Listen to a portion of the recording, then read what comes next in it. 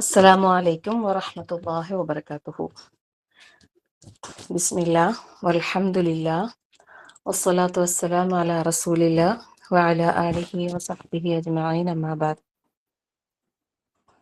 റബ്ബി ഇശ്റഹ് ലി സദ്രി വയസ്സിർ ലി അംരി വഹ്ലുൽ ഉഖ്ദത മിൻ ലിസാനി യഫ്ഖഹു ഖൗലി.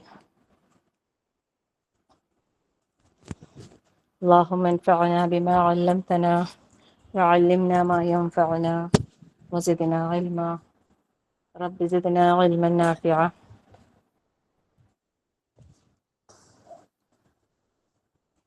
അല്ലാഹു സുബ്ഹാനഹു വ തആലയുടെ അതിമഹത്തായ അനുഗ്രഹമാണ് നമുക്കിന്ന് ഈ ഒരു ഇൽമിന്റെ മജ്ലിസിൽ ഒരുമിക്കാനുള്ള തൗഫീഖ് അല്ലാഹു നൽകിയത്. അൽഹംദുലില്ലാഹ്.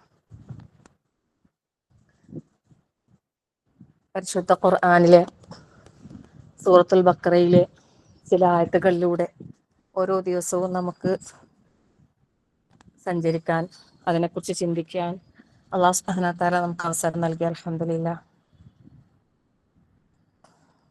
കൂടുതൽ നമുക്ക് ഖുർആനുമായുള്ള ബന്ധം നല്ല രീതിയിൽ നിലനിർത്തിക്കൊണ്ടു പോകാനും കാര്യങ്ങൾ ശരിയായ രീതിയിൽ മനസ്സിലാക്കാനും ഉൾക്കൊള്ളാനും ജീവിതത്തിൽ പകർത്താനും പ്രാവർത്തികമാക്കാനും അത് മറ്റുള്ളവർക്ക് പകർന്നു കൊടുക്കാനും റഹ്മാനായ റബ്ബ് നമുക്കെല്ലാവർക്കും തൗഫീഖ് നൽകി അനുഗ്രഹിക്കുമാറാകട്ടെ.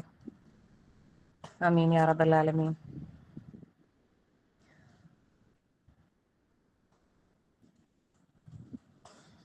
അൽഹംദുലില്ലാ. റഹ്മാനായ റബ്ബ് നമുക്ക് നൽകിയ അനുഗ്രഹങ്ങളിൽ ഏറ്റവും വലിയ അനുഗ്രഹമാണ് നമുക്ക് ഹിദായത്ത് നൽകിയ എന്നുള്ളത്. അൽഹംദുലില്ലാ. ഹിദായത്തിന്റെ മാർഗത്തിലൂടെ സഞ്ചരിക്കാൻ അതിനുള്ള മുന്നോട്ടുള്ള വഴികൾ നമുക്ക് അല്ലാഹു തആല ഓരോ ദിവസവും കൂടുതൽ നമുക്ക് തുറന്നു തരികയാണല്ലേ. അൽഹംദുലില്ലാ. അപ്പൊ ആ അനുഗ്രഹത്തിന് നമ്മൾ എപ്പോഴും അള്ളാഹുവിന് നന്ദിയുള്ള നല്ല അടിമകളായി മാറാൻ പരിശ്രമിച്ചുകൊണ്ടേയിരിക്കുക. അള്ളാഹുവിനെ ശുക്ർ ചെയ്യാൻ ആരും മറക്കരുത്. വാക്കുകളിലൂടെയും പ്രവർത്തികളിലൂടെയും നമ്മൾ അള്ളാഹുവിനുള്ള ശുക്ർ എല്ലാ ദിവസവും ചെയ്തുകൊണ്ടേയിരിക്കുക. അള്ളാഹു നമ്മളിൽ നിന്ന് സ്വീകരിക്കുമാറാകട്ടെ. ആമീൻ യാ റബ്ബൽ ആലമീൻ.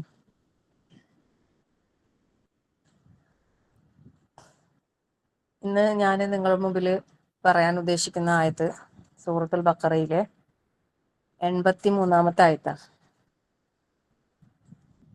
ഈ ഒരു ആയത്ത് പാരായണം ചെയ്യുമ്പോൾ എപ്പോഴും ഞാൻ ആ ഒരു അവസാന വാചകം ഉണ്ടല്ലോ, സുമ്മ തവല്ലൈതും ഇല്ലാ ഖലീലം മിൻകും വഅൻതും മുഅ്രിദൂൻ, അതെപ്പോഴും ഇങ്ങനെ അവിടെ എന്തോ ഒരു സ്റ്റെക്കാവും എനിക്ക്.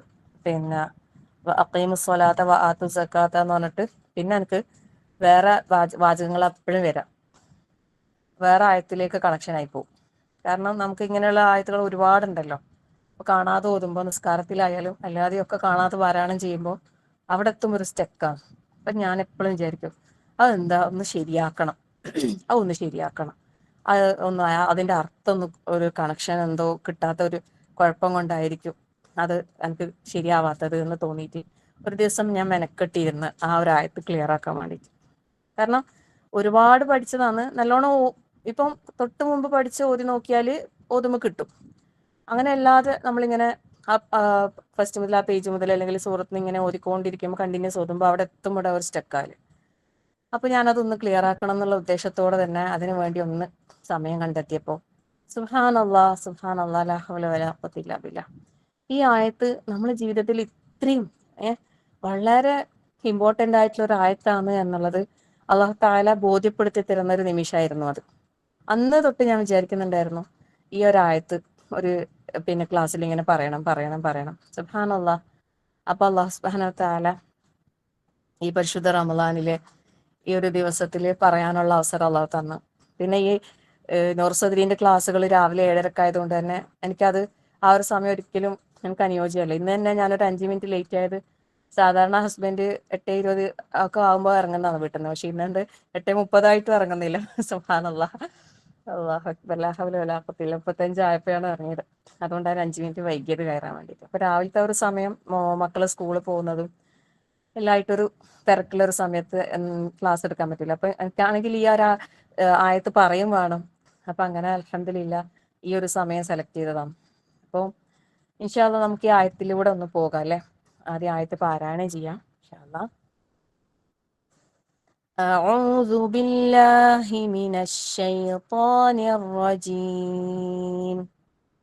بسم الله الرحمن الرحيم. وإذ أخذنا ميثاق بني إسرائيل لا تعبدون إلا الله وبالوالدين إحسانا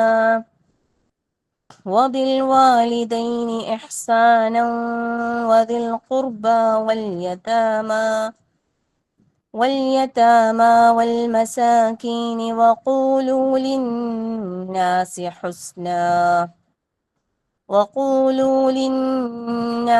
حسنا وأقيموا الصلاة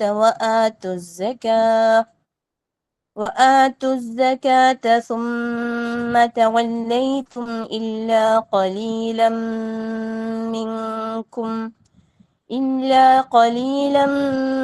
منكم وأنتم معرضون.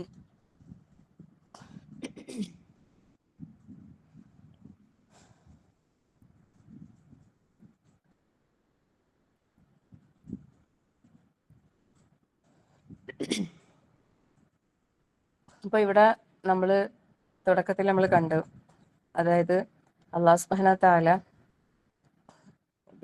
ഇവിടെ പറയുന്നത് എന്താണെന്ന് വെച്ചാൽ ബനൂ ഇസ്രായേലിയരോട് ഒരു കരാർ വാങ്ങിയ സന്ദർഭം എന്ന് പറഞ്ഞുകൊണ്ടാണ് തുടങ്ങുന്നത് അല്ലേ.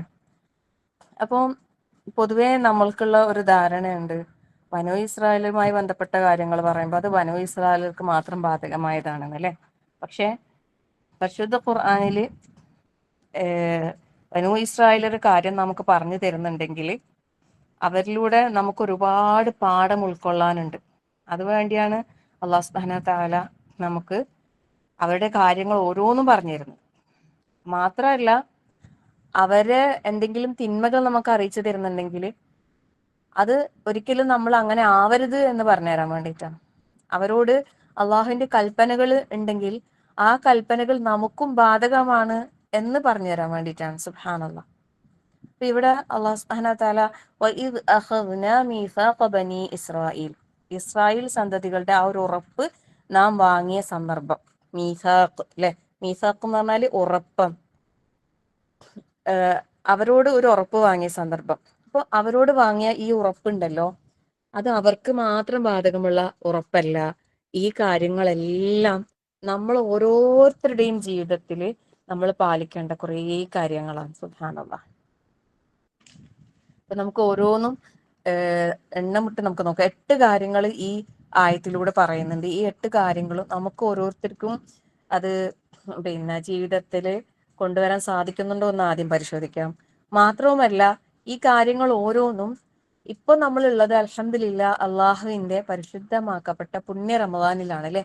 ഈ റമദാനിൽ നമ്മൾ ഈ കാര്യങ്ങൾ ഒന്നും കൂടി കൂടുതൽ ശ്രദ്ധ ചെലുത്തിയാൽ നമുക്കതിന്റെ പ്രതിഫലം അല്ലെ, റമദാനിലെ ഓരോ സൽക്കർമ്മങ്ങൾക്കും അള്ളാഹു വാഗ്ദാനം ചെയ്ത പ്രതിഫലം എന്ന് പറയുന്നത് കണക്കില്ലാത്തതാണ് അല്ലെ.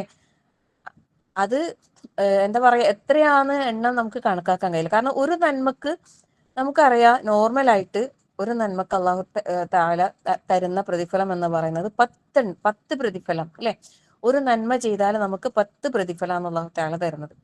അത് റമദാനിലാണെങ്കിലോ അത് എത്ര ഇരട്ടികളായി വർദ്ധിക്കും എന്നുള്ള കാര്യത്തിൽ നമുക്ക് കണക്കില്ല. നമ്മളടുത്ത് അതിന്റെ കണക്കില്ല. നമ്മൾ ഓരോരുത്തരുടെയും മനസ്സിന്റെ ഇഖ്ലാസ് അനുസരിച്ച്, നമ്മളെ മനസ്സിലെ നിയത്ത് അനുസരിച്ച് ആ കർമ്മത്തിന്റെ ശ്രേഷ്ഠത എത്ര മടങ്ങ് വേണമെങ്കിലും ഉയരാം, എത്ര വേണമെങ്കിലും അധികരിക്കാം. സുബ്ഹാനല്ലാഹ്. അപ്പൊ നമ്മൾ ഓരോരുത്തരും ഓരോ കുഞ്ഞു കുഞ്ഞു കാര്യങ്ങൾ നമ്മൾ ചെയ്യുമ്പോഴും നമ്മളെ മനസ്സിൽ നല്ല ഇഖ്ലാസ് കൊണ്ടുവരാൻ പ്രത്യേകം ശ്രദ്ധിക്കുക. അതായത് ഇഖ്ലാസ് എന്ന് പറയുമ്പോൾ അത് അള്ളാഹുവിന് വേണ്ടി മാത്രം എന്നുള്ള ആ ഒരു ഇതാണ് ഇഖ്ലാസ്. പിന്നെ റസൂൽ സല്ലല്ലാഹു അലൈഹി വസല്ലമയുടെ സുന്നത്ത് അനുസരിച്ച് ചെയ്യാൻ ശ്രമിക്കുക. നല്ല നിയത്തോടു കൂടി തന്നെ ചെയ്യാൻ വേണ്ടിയിട്ട് പ്രത്യേകം ശ്രദ്ധിക്കാം. അപ്പോ ഒന്നാമതായിട്ട് അല്ലാഹു തആല പറയുന്ന കാര്യം എന്താ? ലാ തഅബുദൂന ഇല്ലല്ലാഹ് വബിൽ വാലിദൈനി ഇഹ്സാന അല്ലെ. ഒന്നാമതായിട്ട് പറയുന്നത് ലാ തഅബുദൂന ഇല്ലല്ലാഹ്, നിങ്ങൾ അള്ളാഹുവിനെ അല്ലാതെ ആരാധിക്കാൻ പാടില്ല എന്നുള്ളതാണ്. അപ്പം പിന്നെ നമ്മുടെ വിശ്വാസത്തിന്റെ ഏറ്റവും മർമ്മപ്രധാനമായ ഒരു ഘടകമാണ് എന്ത്? ഈ തൗഹീദ് എന്ന് പറയുന്നത്, ഈ ഒരു വിശ്വാസം. ഈ ഒരു വിശ്വാസം ശരിയാവാതെ വേറെ എന്ത് കർമ്മം അതിന്റെ മേലെ ചെയ്തിട്ടും ഒരു പ്രയോജനവും ഇല്ല. അപ്പൊ ഏറ്റവും ആദ്യം നമ്മൾ ശരിയാവേണ്ടത് നമ്മൾ ഈമാനാണ്. ആ ഇഖ്ലാസ് എന്ന് പറയുന്ന ആ കാര്യം തന്നെയാണ് എന്ത്? പിന്നെ ഈ ഏകദൈവ വിശ്വാസം, അതായത് അള്ളാഹുവിനെ മാത്രം എന്നുള്ള ആ ഒരു ഇതിലേക്ക് എത്തുന്നത് നമ്മുടെ ആ ഒരു ഇഖ്ലാസാണ്. അപ്പം ആ ഒരു ഇഖ്ലാസിലേക്ക് നമ്മൾ എത്തിയോ എന്ന് നമ്മൾ ഓരോരുത്തരും പരിശോധിക്കാം. എല്ലാവർക്കും അറിയാം അല്ലെ? പിന്നെ നമ്മള് അൽഹംദുലില്ലാ റഹ്മാനായ റബ്ബിന്റെ അതിമഹത്തായ അനുഗ്രഹത്താൽ നമ്മൾ തൗഹീദുള്ളവരാണ്, പിന്നെ ശിർക്ക് ചെയ്യാത്തവരാണ് അല്ലെ? സുബ്ഹാനല്ലാഹ്, അൽഹംദുലില്ലാ. അള്ളാഹു നമ്മളെല്ലാവരെയും ശിർക്കിൽ നിന്നും എല്ലാ എന്താ പറയാ വിശ്വാസത്തെ തകർക്കുന്ന എല്ലാ കാര്യങ്ങളും അള്ളാഹു നമ്മളെല്ലാവരെയും കാത്തുരക്ഷിക്കട്ടെ. അല്ലാഹുമ്മ ആമീൻ യാ റബ്ബൽ ആലമീൻ. അപ്പം പിന്നെ ഏകദൈവ വിശ്വാസം, തൗഹീദിൽ അടിസ്ഥാനപ്പെടുത്തിക്കൊണ്ടുള്ള കർമ്മങ്ങൾ മാത്രമേ അള്ളാഹുവിന്റെ അടുക്കൽ സ്വീകരിക്കപ്പെടുകയുള്ളൂ. ആ നമ്മളെ ഇസ്ലാമിന്റെ അടിത്തറ അല്ലെ, ഇസ്ലാം കാര്യങ്ങളിൽ ഒന്നാമതായിട്ട് നമ്മൾ പഠിച്ചതാണ് എന്ത്? അഷ്ഹദു അൻ ലാ ഇലാഹ ഇല്ലല്ലാഹ് വ അഷ്ഹദു അന്ന മുഹമ്മദ റസൂലുള്ളാഹ് എന്നുള്ള ആ ഷഹാദത്ത്. അപ്പോൾ ആ ഒരു ഷഹാദത്ത് നമ്മൾ പറഞ്ഞ് അതിൽ നമ്മൾ അതായിരിക്കണം നമ്മൾ അടിത്തറ അല്ലെ. ആ ഒരു അടിത്തറയിലായിരിക്കണം ബാക്കിയുള്ള കാര്യങ്ങളൊക്കെ നമ്മൾ പണിതുയർത്തേണ്ടത്. അപ്പൊ നമ്മൾ ഒന്നാമത്തെ അള്ളാഹുവിന്റെ കൽപ്പനയാണ് എന്ത്? അള്ളാഹുവിനെ അല്ലാതെ ആരാധിക്കാൻ പാടില്ല. ഇത് ലോകത്ത് വന്ന എല്ലാ പ്രവാചകന്മാരും പ്രബോധനം ചെയ്ത കാര്യം തന്നെയാണ് അല്ലെ. എല്ലാ ലോകത്ത് എന്താ പറയാ, മുസ്ലിം നമ്മുടെ നബിയായി വന്ന മുഹമ്മദ് നബി സല്ലല്ലാഹു അലൈഹി വസല്ലം മാത്രം പ്രബോധനം ചെയ്ത ഒരു കാര്യമല്ല ഇത്. ലോകത്തെ ഏതൊക്കെ പ്രവാചകന്മാർ വന്നിട്ടുണ്ടോ അവരെല്ലാവരും പറഞ്ഞ കാര്യമാണ് എന്ത്? ലാ തഅബുദൂന ഇല്ലല്ലാഹ് അല്ലെ, നിങ്ങൾ അള്ളാഹുവിനെ അല്ലാതെ മറ്റാരെയും നിങ്ങൾ ആരാധിച്ചുകൂടാ എന്ന ആ ഒരു ഇത്. അതിനെ തുടർന്ന് ചേർത്ത് പറഞ്ഞ രണ്ടാമത്തെ കാര്യം എന്താ? വബിൽ വാലിദൈനി ഇഹ്സാനാ, വബിൽ വാലിദൈനി ഇഹ്സാനാ അല്ലേ. നമ്മൾ പരിശുദ്ധ ഖുർആനില് പല സ്ഥലങ്ങളിലും നമ്മൾ പരിശോധിക്കുകയാണെങ്കിൽ അള്ളാഹുവിനെ ആരാധിക്കണം എന്ന് പറഞ്ഞ ഉടനെ പറഞ്ഞ ഒരു കാര്യമാണെന്ത്? മാതാപിതാക്കൾക്ക് നന്മ ചെയ്യാന്നുള്ളത്. സുബ്ഹാനല്ലാഹ് അല്ലെ, അത് എത്രമാത്രം പ്രാധാന്യമുള്ള ഒരു കാര്യമാണ് എന്നുള്ളതാണ് നമുക്കത് ബോധ്യപ്പെടുത്തി തരുന്നത്. അതായത് അള്ളാഹ്ക്ക് ഇബാദത്ത് ചെയ്യണം, അള്ളാഹിനെ മാത്രം ആരാധിക്കണം എന്ന് പറഞ്ഞിട്ട് അല്ലെ, സൂറത്തുൽ ഇസ്രായിൽ നമുക്ക് കാണാം വഖളാ റബ്ബുക അല്ലാ തഅബുദു ഇല്ലാ ഇയ്യാഹു വബിൽ വാലിദൈനി ഇഹ്സാനാ. അതുപോലെ സൂറത്തുൽ ലുഖ്മാനില് ലുഖ്മാൻ അലൈഹിസ്സലാം തന്റെ മകനെ ഉപദേശിക്കുന്നിടത്തും ഇതേപോലെ തന്നെ അല്ലെ, ലാ തുശ്രിക് ബില്ലാഹി ഇന്ന ശിർക ലദുൽമുൻ അദീം പറഞ്ഞിട്ട് തൊട്ടടുത്ത വാചകം എന്താണ്? മാതാപിതാക്കൾക്ക് നന്മ ചെയ്യണം എന്നുള്ളതാണ്. സുബ്ഹാനല്ലാഹ്. അപ്പം അള്ളാഹുവിനെ മാത്രം ഇബാദത്ത് ചെയ്യണമെന്ന് പറഞ്ഞ ഉടനെ മാതാപിതാക്കൾക്ക് നന്മ ചെയ്യണമെന്ന് പറയുമ്പോൾ അത് അത്രയും അല്ലെ. നമ്മൾ ഈ പരിശുദ്ധ റമളാനില് നമ്മൾ കേൾക്കുന്ന ഒരു ഹദീസ് ഉണ്ട്. എന്താണ്? 3 കാര്യങ്ങൾ അല്ലെ. നബി സല്ലല്ലാഹു അലൈഹി വസല്ലമ ഒരു മിമ്പറിലേക്ക് കയറുന്ന സമയത്ത് 3 പ്രാവശ്യം ആമീൻ പറയുന്നുണ്ട്. അപ്പൊ അതെന്താണെന്ന് ചോദിച്ചപ്പോ റസൂൽ സല്ലല്ലാഹു അലൈഹി വസല്ലമ പറഞ്ഞു കൊടുക്കുന്നുണ്ട് അല്ലെ. ജിബ്രീൽ അലൈഹിസ്സലാം 3 കാര്യങ്ങൾ പ്രാർത്ഥിച്ചു, അതിന് ഞാൻ ആമീൻ പറഞ്ഞത്. പ്രാർത്ഥിച്ചത് ആരാണ്? മലക്കുകളുടെ നേതാവ് അല്ലെ, ജിബ്രീൽ അലൈഹിസ്സലാം, റൂഹുൽ അമീൻ അല്ലെ, റൂഹുൽ ഖുദ്സ് എന്നൊക്കെ പറഞ്ഞ ആ ഒരു പിന്നെ ജിബ്രീൽ അലൈഹിസ്സലാം പ്രാർത്ഥിക്കുന്നു. പ്രാർത്ഥനക്ക് ആമീൻ പറയുന്നത് ആരാ? നമ്മുടെ അല്ലെ നബി മുഹമ്മദ് മുസ്തഫ സല്ലല്ലാഹു അലൈഹി വസല്ലമ എന്തായാലും പ്രാർത്ഥന സ്വീകരിക്കുന്നു പറഞ്ഞ ഒരാളാണ് അല്ലെ. അപ്പോൾ ആ നബി സല്ലല്ലാഹു അലൈഹി വസല്ലമയാണ് ആമീൻ പറഞ്ഞത്. അപ്പൊ ആ 3 കാര്യങ്ങൾ എന്തായിരുന്നു? അതിൽപ്പെട്ട ഒന്നാണ് അല്ലെ. ആ 3 കാര്യങ്ങളിൽ ഒന്നെന്താണ്? പിന്നെ പ്രായമായ മാതാപിതാക്കൾ ഉണ്ടായിട്ട് സ്വർഗം നേടാൻ കഴിയാത്തവൻ നശിക്കട്ടെ. അല്ലാഹു അക്ബർ. അള്ളാഹു കാത്തുരക്ഷിക്കുമാറാകട്ടെ അല്ലെ. അപ്പോ അള്ളാന്റെ റസൂൽ ആമീൻ പറഞ്ഞു. അപ്പൊ പ്രായമായ മാതാപിതാക്കൾ ഉണ്ടായിട്ട് സ്വർഗം നേടാൻ കഴിയാത്തവർ എന്ന് പറഞ്ഞാല് വലിയ നഷ്ടക്കാരാണ്. പിന്നെ രണ്ടാമത്തെ കാര്യം എന്താ പറഞ്ഞത്? പരിശുദ്ധ റമദാൻ വന്നിട്ടും പാപങ്ങൾ പൊറുക്കപ്പെടാത്തവൻ, സുബ്ഹാനല്ലാഹ് അല്ലെ, അങ്ങനെ ഒരു അവസ്ഥയിലേക്ക് നമ്മൾ എത്തിപ്പെടുക എന്ന് പറയുന്നത് അള്ളാഹു നമ്മളെ കാത്ത് രക്ഷിക്കുമാറാകട്ടെ അല്ലെ. റമദാൻ കിട്ടിയിട്ട് പാപങ്ങൾ പൊറുക്കപ്പെടാത്ത അവസ്ഥയിൽ നമ്മൾ ആയി പോകാന്ന് പറഞ്ഞാൽ അത് എത്രമാത്രം നഷ്ടക്കാരിൽ പെടുന്ന കാര്യമാണ്. എപ്പോഴും അള്ളാഹ് പാപമോചനം തേടിക്കൊണ്ടിരിക്കുക. റഹ്മാനായ റബ്ബ് നമ്മുടെ എല്ലാവരുടെയും പാപങ്ങൾ അള്ളാഹ് പുറത്ത് മാപ്പാക്കി തെരുമാറാകട്ടെ. ആമീൻ യാ റബ്ബൽ ആലമീൻ. പിന്നെന്താ പറയുന്നത്? നമ്മുടെ റസൂൽ സല്ലല്ലാഹു അലൈഹി വസല്ലം അല്ലെ, നബി സല്ലല്ലാഹു അലൈഹി വസല്ലമയുടെ പേര് കേട്ടിട്ട് സലാത്ത് ചെല്ലാത്ത അവൻ നശിക്കട്ടെ. അപ്പൊ ഈ മൂന്ന് കാര്യങ്ങൾ നമ്മൾ വളരെ ഗൗരവത്തിൽ ശ്രദ്ധിക്കേണ്ട കാര്യങ്ങളിൽ പെട്ടതാണ്. അപ്പം പ്രായമായ മാതാപിതാക്കൾ ഉണ്ടാവുക അല്ലെ, പ്രായമാകേണ്ട മാതാപിതാക്കൾക്ക് നന്മ ചെയ്യാന്നുള്ളതാണ് ഇവിടെ പറഞ്ഞത് അല്ലെ. വബിൽ വാലിദൈനി, അത് മാതാവും പിതാവും അതിൽ ഉൾപ്പെട്ട്. മാതാവ് മാത്രല്ല അല്ലെ, ചിലരൊക്കെ മാതാക്കളെ മാത്രം പരിഗണിക്കുന്നവരുണ്ട്, ചിലര് അല്ലെ പിതാവിനെ മാത്രം പരിഗണിക്കുന്നവരുണ്ട്. അങ്ങനെയല്ല, രണ്ടുപേരോടും നമുക്ക് എന്തുണ്ട്, ഒരുപോലത്തെ ബാധ്യതയുണ്ട് അല്ലെ. മാതാപിതാക്കളോട് നന്മ ചെയ്യണം എന്ന് പറഞ്ഞ, ഇഹ്സാൻ ചെയ്യണം എന്ന് പറഞ്ഞ. ശരിക്കും ഈ ഇഹ്സാൻ എന്ന് പറഞ്ഞാൽ എന്താ? ഇഹ്സാൻ എന്ന് പറഞ്ഞാൽ എന്താ? ശരിക്കും ഇഹ്സാനിന്റെ ഇത് പറയുമ്പോ എന്താണെന്നറിയോ, അത് പിന്നെ നിർബന്ധമായ കർമ്മത്തിനപ്പുറത്തേക്ക് നമ്മൾ കൂടുതലായി ചെയ്യേണ്ട കാര്യങ്ങളിൽ പെട്ടതാണ് ഇഹ്സാൻ എന്ന് പറഞ്ഞാല്.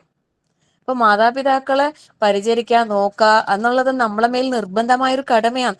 അതിന്റെ അപ്പുറത്തേക്ക് അവർക്ക് കുറേ നമ്മളെ ഭാഗത്തു നിന്ന് കിട്ടേണ്ട കുറേ ഇതുണ്ട്, കെയറിങ് ഉണ്ട് അല്ലെ. അവരോട് നല്ല രീതിയിൽ സംസാരിക്കുക, അവരുടെ സംസാരങ്ങൾ നമ്മൾ കേൾക്കുക, അവർക്ക് വേണ്ട എന്താണ് അവരുടെ ഇഷ്ടങ്ങൾ കണ്ടറിഞ്ഞ് ചെയ്തു കൊടുക്കുക, അവരെ എങ്ങനെയാണോ സന്തോഷിപ്പിക്കാൻ കഴിയുക ആ രീതിയിലൊക്കെ നമ്മൾ അവരെ കൂടെ സഹകരിക്കുക അല്ലെ.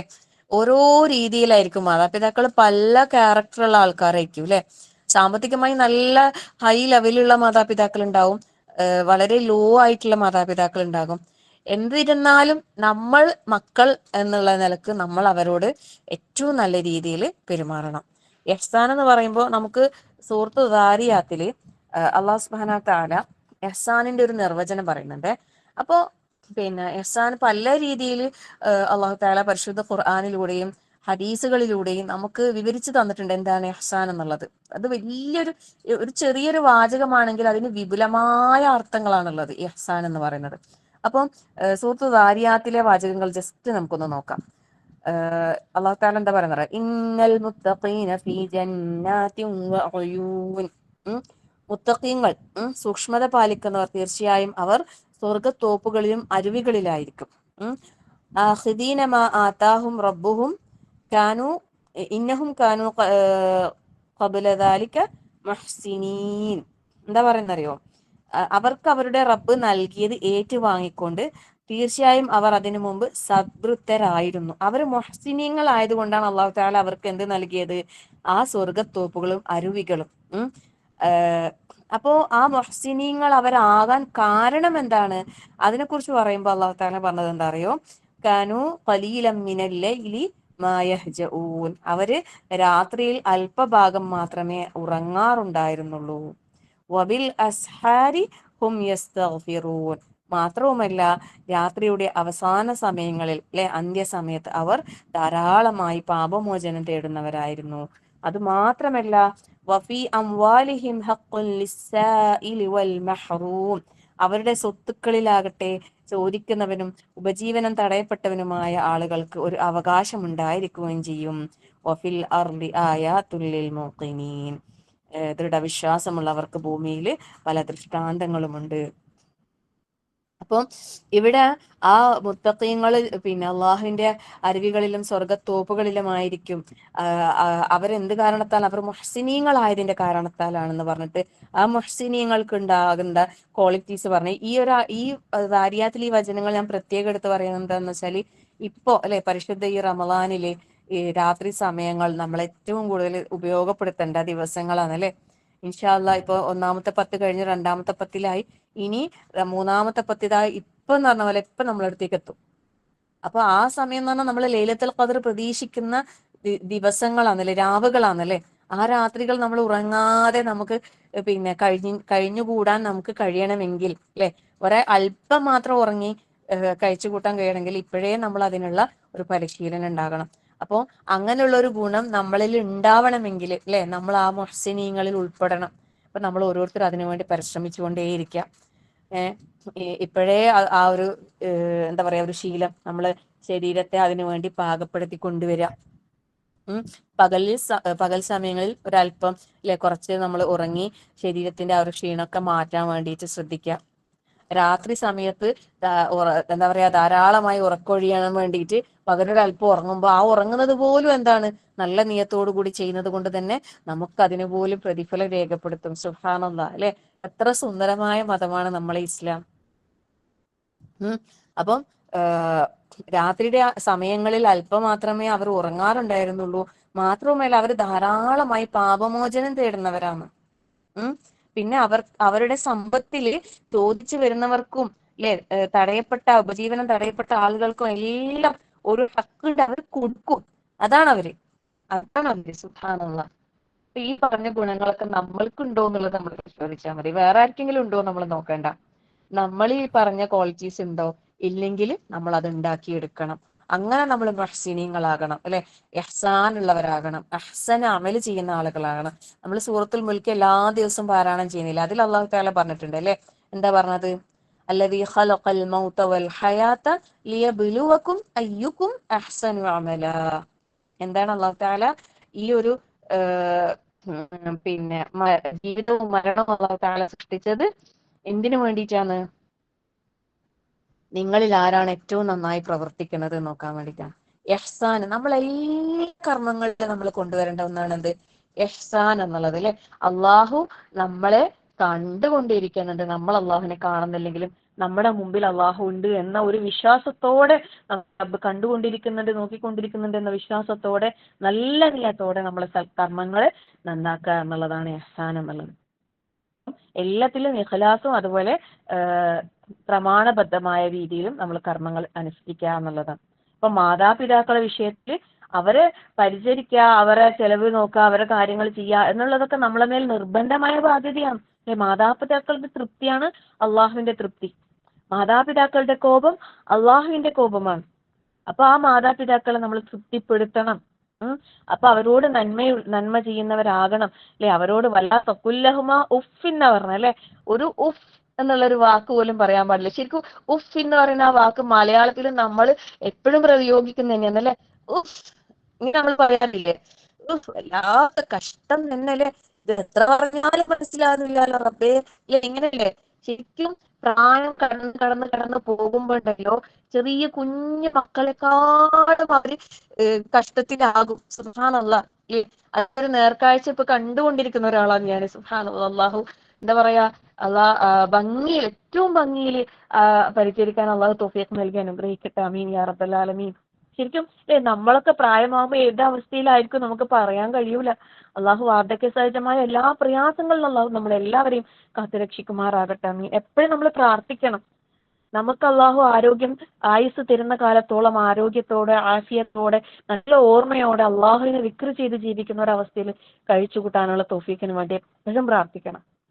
കാരണം നമുക്ക് പ്രായമാവുമ്പോൾ എപ്പോഴും നിസ്കരിച്ചുകൊണ്ടിരുന്ന, എപ്പോഴും ഖുർആൻ ഓതിക്കൊണ്ടിരുന്ന ആളുകൾക്ക് അവർക്കത് ഓർമ്മയില്ല. എന്ത് ചെയ്യണമെന്ന് ഓർമ്മയില്ല, നിസ്കരിക്കണമെന്ന് ഓർമ്മയില്ല, നിസ്കരിക്കുമ്പോൾ ഓർമ്മ പോകുന്നു. അങ്ങനെ എല്ലാം നഷ്ടപ്പെടുന്ന ഒരവസ്ഥ, ഒരു കുട്ടിത്വത്തിലേക്ക് മാറുന്ന, അവർ ചെയ്യുന്ന പ്രവൃത്തികൾ എന്താണെന്ന് അറിയാത്തൊരവസ്ഥ. സുബ്ഹാനല്ലാഹ്. നമ്മള് കുഞ്ഞുമക്കള് നമ്മളോട് ബാത്റൂമിൽ പോകാന് നമ്മളോട് പറയൂല അല്ലെ. അവർക്ക് മൂത്രയ്ക്കാൻ മുട്ടി അവർ അടങ്ങ് ഒഴിച്ചേക്കും അല്ലെ. പിന്നെ അപ്പിടാൻ മുട്ടി അവർ പറയൂല അല്ലെ. പറയുന്ന ഒരു പ്രായമാകുമ്പോഴേക്കേ അവർ പറയൂ. അതുവരെ നമ്മൾ എന്താക്കും? അവരെ നമ്മൾ അടിക്കോ? നമ്മൾ അവരെ ചീത്ത പറയോ? ഇല്ലല്ലോ അല്ലെ. അതേ അവസ്ഥയിൽ പ്രായമാകുമ്പോൾ അവർക്ക് അറിയുന്നില്ല ഇത് പോണോന്നും അറിയുന്നില്ല, പോണോന്ന് പറയണമെന്ന് അറിയുന്നില്ല അല്ലെ. സുബ്ഹാനല്ലാഹ്. അപ്പൊ നമ്മളെ അള്ളാഹു കാത്തുരക്ഷിക്കട്ടെ. അങ്ങനെയുള്ള അവസ്ഥകളിൽ ഒന്നും എത്തിപ്പെടാതെ നമ്മൾ അള്ളാഹു സംരക്ഷിക്കട്ടെ. എല്ലാ വാർദ്ധക്യ സഹജമായ പ്രയാസങ്ങളും അള്ളാഹു നമ്മളെല്ലാവരെയും കാത്തുരക്ഷിക്കുമാറാകട്ടെ. നമ്മൾ എപ്പോഴും പ്രാർത്ഥിക്കണം. അപ്പൊ മാതാപിതാക്കൾക്ക് നന്മ ചെയ്യാന്ന് പറയുമ്പോൾ അവരോട് ഒരു മോശമായ ഒരു വാക്ക് പറയാതിരിക്കല്, അവർക്ക് കാരുണ്യത്തിന്റെ ചിറകൾ താഴ്ത്തി കൊടുക്കുക, അത് ഇഹ്സാനിന്റെ ഭാഗമാണ്. പിന്നെന്താ പറഞ്ഞത്? വബിൽ വാലിദൈനി ഇഹ്സാന വദിൽ ഖുർബ വദിൽ ഖുർബ. ഇപ്പൊ ഒന്നാമത്തെ കാര്യം അള്ളാഹുവിനെ മാത്രം ആരാധിക്കുക എന്നുള്ളത്, രണ്ടാമത് മാതാപിതാക്കളുടെ നന്മ, പിന്നെ മൂന്നാമതായിട്ട് പറയുന്നത് അറിയാം, അടുത്ത ബന്ധമുള്ളവർക്ക് ഇഹ്സാൻ ചെയ്യാന്നുള്ളത്. മാതാപിതാക്കളെ പോലെ നമ്മൾ പരിഗണിക്കേണ്ടവരാണ് ആര്? ഈ മാതാപിതാക്കളുടെ സഹോദരങ്ങൾ. അതായത് ഉമ്മാന്റേതാവുമ്പോ ഉമ്മാന്റെ ഏട്ടത്തി, ഉമ്മാന്റെ അനിയത്തി, അങ്ങനെയുള്ള വരുന്നത്. അതുപോലെ ഇപ്പൊ ഉമ്മാന്റെ ഉമ്മ ജീവിച്ചിരിക്കുന്നുണ്ടെങ്കിൽ അവര്, ഉമ്മാന്റെ ഉപ്പ ജീവിച്ചിരിക്കുന്നുണ്ടെങ്കിൽ അവര്, ഇതൊക്കെ നമുക്ക് അടുത്ത ബന്ധമുള്ളവരാണ്. ഏറ്റവും അടുത്ത ബന്ധം ഉമ്മാന്റെയും ഉപ്പാന്റെയും കുടുംബത്തില്, ഉപ്പാന്റെയും അങ്ങനെ തന്നെ. മാതാപിതാക്കളുമായിട്ട് കണക്ഷൻ വരുന്ന ആളുകളാണ് നമ്മൾ ഏറ്റവും അടുത്ത ഉറ്റ ബന്ധുക്കൾ. പിന്നെ നമ്മളെ ഭർത്താവുമായി കണക്ഷൻ വരുന്ന ആളുകൾ, അങ്ങനെ ബന്ധം പറയുമ്പോൾ ഇതെല്ലാം പറയും. പക്ഷെ ഏറ്റവും അടുത്ത ബന്ധം എന്ന് പറയുന്നത് ആരാന്നറിയോ? സ്വന്തം മാതാപിതാക്കളുടെ സഹോദരങ്ങളാണ്. അവരുടെ ജ്യേഷ്ഠാനുജന്മാര്, പെങ്ങന്മാര്, അങ്ങനെ എല്ലാവരും അതിൽ വരും. ഇപ്പൊ നമ്മൾ കണ്ടുവരുന്ന ഒരു പ്രവണത എന്താ അറിയോ? ഇപ്പൊ ഉപ്പ അല്ലെങ്കിൽ ഉമ്മ അവർ മരിച്ചുപോയി എന്ന് വിചാരിക്കാം. അപ്പോ നമുക്ക് അവരുടെ സഹോദരങ്ങളെ നമ്മൾ ഏറ്റവും കൂടുതൽ പരിഗണിക്കണം, കെയർ ചെയ്യണം, നമുക്ക് അതിനുള്ള അവസരം ഉണ്ടെങ്കിൽ. ഇന്ന് നമ്മുടെ നാടുകളിൽ നമ്മൾ ബന്ധം സ്ഥാപിക്കുന്നത് ഇപ്പൊ ഉപ്പാന്റെ ആപ്പ അല്ലെ, എളാപ്പ, മൂത്താപ്പ, അങ്ങനൊക്കെ ഉണ്ടാവില്ല, എളാമ്മ, മൂത്തമ്മ, ഇങ്ങനെയല്ലേ ഉണ്ടാവേ. അവരുമായിട്ടൊന്നും നമുക്ക് വലിയ ബന്ധം ഉണ്ടാവില്ല. നമുക്ക് ആരുമായിട്ടായിരിക്കും ബന്ധം എന്നറിയോ? അവരുടെ മക്കളുമായിട്ടിരിക്കും. അങ്ങനൊരു സിറ്റുവേഷൻ പലപ്പോഴും കണ്ടുവരുന്നുണ്ട്. അതായത് സ്വന്തം ഉമ്മാന്റെ ഏട്ടത്തി, അനിയത്തി, അവരുടെ മക്കളുമായിട്ടുള്ള ആ ജനറേഷൻ നമ്മൾ ഭയങ്കര കണക്ഷൻ ആയിരിക്കും ചിലപ്പോൾ. എന്നാൽ ഈ പ്രായമുള്ള അവരുമായിട്ടോ വലിയ ബന്ധമൊന്നും ഉണ്ടാവില്ല. അങ്ങനെ പാടില്ല എന്ന് പറയുന്നത്, അത് തെറ്റാന്ന് പറയുന്നത്. അതായത് ഈ മക്കളുമായിട്ട് ബന്ധം പാടില്ല എന്നല്ല, മക്കളുമായിട്ട് നമ്മൾ ബന്ധം വേണം. പക്ഷെ അതിനേക്കാൾ ബന്ധം ആരോടാ വേണ്ടത്? നമ്മളെ ഈ സ്വന്തം മാതാപിതാക്കളുടെ സ്വന്തം സഹോദരങ്ങൾ ഉണ്ടല്ലോ, അവരുടെ മക്കളോട് നമുക്ക് ബന്ധം വേണം. അത് നെക്സ്റ്റ് സ്റ്റെപ്പാണ്, അടുത്ത ബന്ധമായിട്ട് വരുന്നതാണ് അത്, അല്ലേ? അപ്പോൾ ഏറ്റവും ആദ്യം നമ്മൾ വദിൽ ഖുർബ എന്ന് പറയുമ്പോൾ അടുത്ത ബന്ധമുള്ളവർക്ക് എന്നുള്ളതാണ് അവിടെ. അപ്പൊ അങ്ങനെയുള്ളവരെ നമ്മൾ പരിഗണിക്കണം. ഉപ്പാന്റെ ഏട്ടന്റെ അനിയന്മാരെ നമ്മൾ വിളിക്കുക, അല്ലെ, പോകാ, കാണാ, അല്ലെ. അള്ളാഹുവെ നമുക്ക് അങ്ങനെയുള്ള കാര്യങ്ങളിലൊക്കെ നല്ല കൃത്യത പാലിച്ച്, സൂക്ഷ്മത പാലിച്ച് ജീവിക്കാൻ അള്ളാഹു തൗഫീഖ് നൽകി അനുഗ്രഹിക്കട്ടെ. നമ്മളൊക്കെ അല്ലെ ഒരുപാട് നിസ്കരിക്കുകയും നോമ്പെടുക്കുകയും ഖുർആൻ ഓതുകയും ഒക്കെ ചെയ്യുന്നുണ്ടെങ്കിൽ ഈ ബന്ധം സ്ഥാപിക്കുന്ന വിഷയത്തിൽ ഇന്നത്തെ തലമുറ ഭയങ്കര പോക്കാം ഉണ്ട്. എങ്ങനെയാണെന്ന് അറിയോ? വാട്സപ്പ് വഴിയെല്ലാം ചില ബന്ധങ്ങൾ ഉണ്ടാവും, ഫാമിലി ഗ്രൂപ്പുകൾ ഉണ്ടാവുമല്ലോ. അപ്പോ അതിലൂടെ ചെറിയ ബന്ധങ്ങൾ ഉണ്ടാവും. ഇത് ഗ്രൂപ്പിൽ എന്തെങ്കിലും എല്ലാം പോസ്റ്റ് ചെയ്യുന്നുണ്ടാവും, അത്ര തന്നെ ഉണ്ടാവും, അല്ലേ? അതിന്റെ അപ്പുറത്തേക്കുള്ള പോകല് കാണല് തീരെയില്ല, അല്ലേ? പിന്നെ വിളിക്കല് എന്തെങ്കിലും ആവശ്യം വന്നാൽ, ഒരു കല്യാണം വന്നാൽ നമ്മൾ വിളിക്കും, അല്ലെങ്കിൽ ആരെങ്കിലും മരണം വന്നാൽ നമ്മൾ പോകും. ഇതിന്റെ അപ്പുറത്തേക്കുള്ള ബന്ധുവീടുകൾ സന്ദർശനം, അല്ലെ, ഈ പറയുന്ന ഞാനടക്കം ഭയങ്കര വീഴ്ച വരുന്ന ഒരു വിഷയമാണത്. പലപ്പോഴും ഭയങ്കര സങ്കടമുള്ള ഒരു കാര്യമാണ് എനിക്കത്. കാരണം ഞാൻ ചിന്തിക്കുന്നത് എപ്പോഴും എന്താണെന്നറിയോ, നമ്മൾ എന്റെ ഉമ്മ എന്ന് പറയുമ്പോൾ മാഷാ അല്ലാ അള്ളാഹു മഗ്ഫിറത്തും മർഹമത്തും നൽകി അനുഗ്രഹിക്കട്ടെ, ഈ ബന്ധം സ്ഥാപിക്കുന്ന വിഷയത്തിലൊക്കെ ഭയങ്കര സൂക്ഷ്മത പാലിച്ചിട്ടുണ്ട്, ശ്രദ്ധിച്ചിട്ടുണ്ട്. എല്ലായിടത്തും പോകും, എല്ലാവരും കാണാൻ പോകും, എന്തെങ്കിലുമൊക്കെ ഭക്ഷണം ഉണ്ടാക്കിയിട്ട് കൊണ്ടുപോകും. അവരും അതുപോലെ തന്നെ നമ്മളെ വീട്ടിലും വരും, എല്ലാവരും വരും പോവുകയും ചെയ്യുന്ന ഒരു സാഹചര്യം ഉണ്ട്. പക്ഷെ അതിനുശേഷം ആ ഒരു കാര്യത്തിൽ ഭയങ്കര വീഴ്ച. അള്ളാഹു പുറത്തു തരട്ടെ, ആ കാര്യങ്ങളൊക്കെ ശ്രദ്ധിക്കാനുള്ള തൗഫീഖ് നൽകട്ടെ. ആമീൻ യാ റബ്ബൽ ആലമീൻ. അപ്പോൾ ഇതൊക്കെ അള്ളാഹു നമ്മളോട് പറഞ്ഞ കടമകളാണല്ലേ. പക്ഷെ നമുക്ക് അത്രത്തോളം ഒരുപക്ഷെ നമ്മുടെ ജീവിത സാഹചര്യങ്ങളായിരിക്കാം, ഇന്നത്തെ കാലഘട്ടത്തിന്റെ പ്രശ്നമായിരിക്കാം, എന്താ നമുക്ക് പറയാൻ കഴിയും. നമ്മളിങ്ങനെ പറയൂലേ, അത് നമ്മൾ തിരക്കായതുകൊണ്ട് നമുക്ക് പോകാൻ പറ്റുന്നില്ല, അല്ലെങ്കിൽ വിളിക്കാൻ പറ്റുന്നില്ല, ഒന്നും, അല്ലേ? ബന്ധങ്ങൾ സ്ഥാപിക്കുന്ന വിഷയത്തിലല്ല, അത് നമുക്ക് എല്ലാവർക്കും പുറത്തു തരട്ടെ. ഈ റമദാനോട് കൂടി നമ്മൾ ഇങ്ങനത്തെ കാര്യങ്ങളിലൊക്കെ നമുക്ക് സൂക്ഷ്മത പാലിക്കണം, തൗഫീഖ് നൽകട്ടെ. ആമീൻ യാ റബ്ബൽ ആലമീൻ. ശരിക്കും പറഞ്ഞാൽ ഉമ്മാന്റെ കുടുംബത്തിലും ഉപ്പാന്റെ കുടുംബത്തിലെല്ലാം വളരെ അകന്ന ബന്ധത്തിൽ നേരെ കല്യാണം എന്തെങ്കിലും ഉണ്ടാകുമ്പോൾ എന്നെ വിളിക്കുമ്പോൾ എൻ്റെ ഹസ്ബൻഡ് ചോദിക്കും അവരാരാണ്. അപ്പൊ ഞാൻ പറയും അതിങ്ങനെ ഉമ്മാന്റെ പിന്നെ ഉപ്പാന്റെ അല്ലെങ്കിൽ ഉമ്മാന്റെ ഏട്ടത്തിന്റെ അല്ലെങ്കിൽ ഉമ്മാന്റെ വലിയമ്മാമാന്റെ അവരെ കുടുംബത്തിൽ അവരെ ആരോ ആയിരിക്കും, അത് കുറച്ച് അകന്ന ബന്ധമായിരിക്കും. പക്ഷെ ഉമ്മയായിട്ടുള്ള ആ ബന്ധം കൊണ്ട് അവർ നമ്മളെ വിളിക്കും. ഇവരോട് പറയുമ്പോൾ ഓരോ അത്ര അകന്ന ബന്ധമില്ല, അയാളെല്ലാം എന്തിനാ പോകുന്നു, അങ്ങനെ ചോദിക്കാം. സുബ്ഹാനല്ലാഹ്, അല്ലേ? പക്ഷെ നമുക്ക് ബന്ധത്തിന്റെ വില ഇന്ന് നമുക്ക് അറിയില്ല. അള്ളാഹ് പരിശുദ്ധ ഖുർആനിലൂടെ നമ്മളോട് പറഞ്ഞതാ ഈ ബന്ധം സ്ഥാപിക്കുന്ന വിഷയത്തിൽ ഉറ്റ ബന്ധുക്കളോട് നമ്മൾ ആ ഒരു ഇഹ്സാൻ ഉണ്ടാക്കുക എന്നുള്ളത്. നല്ല നിലയിൽ വർത്തിക്കാൻ, ഇതൊക്കെ നമ്മളെ മീസാനിൽ നമ്മൾ മരിച്ചു കഴിഞ്ഞാൽ നമ്മളെ തുലാസിൽ ഖനം തൂങ്ങുന്ന ഇബാദത്തുകളാണ്. നമ്മൾ ശ്രദ്ധിക്കണം, സൂക്ഷിക്കണം. അള്ളാഹു നമുക്ക് എല്ലാവർക്കും അതിനുള്ള തൗഫീഖ് നൽകി അനുഗ്രഹിക്കട്ടെ. ആമീൻ യാ റബ്ബൽ ആലമീൻ. അപ്പം വവിൽ ഖുർബ, അപ്പോൾ ഖുർബ എന്നുള്ളതിൽ ഉറ്റ ബന്ധുക്കൾ, അടുത്ത ബന്ധുക്കളുമായിട്ടുള്ള ആ ഒരു സഹവാസം നമ്മൾ ഏറ്റവും നന്നാക്കാൻ വേണ്ടിയിട്ട് പ്രത്യേകം ശ്രദ്ധിക്കാം. പിന്നെ അടുത്ത പറഞ്ഞതാരാ? 1 പറഞ്ഞു, 2 പറഞ്ഞു, 3 കഴിഞ്ഞു. ഇനി 4ാമത്തെ കാര്യം എന്താ പറയുക? വലിയത്താമ, അനാഥകളോട് ഇഹ്സാൻ ഉണ്ടാക്കുക എന്നുള്ളത്.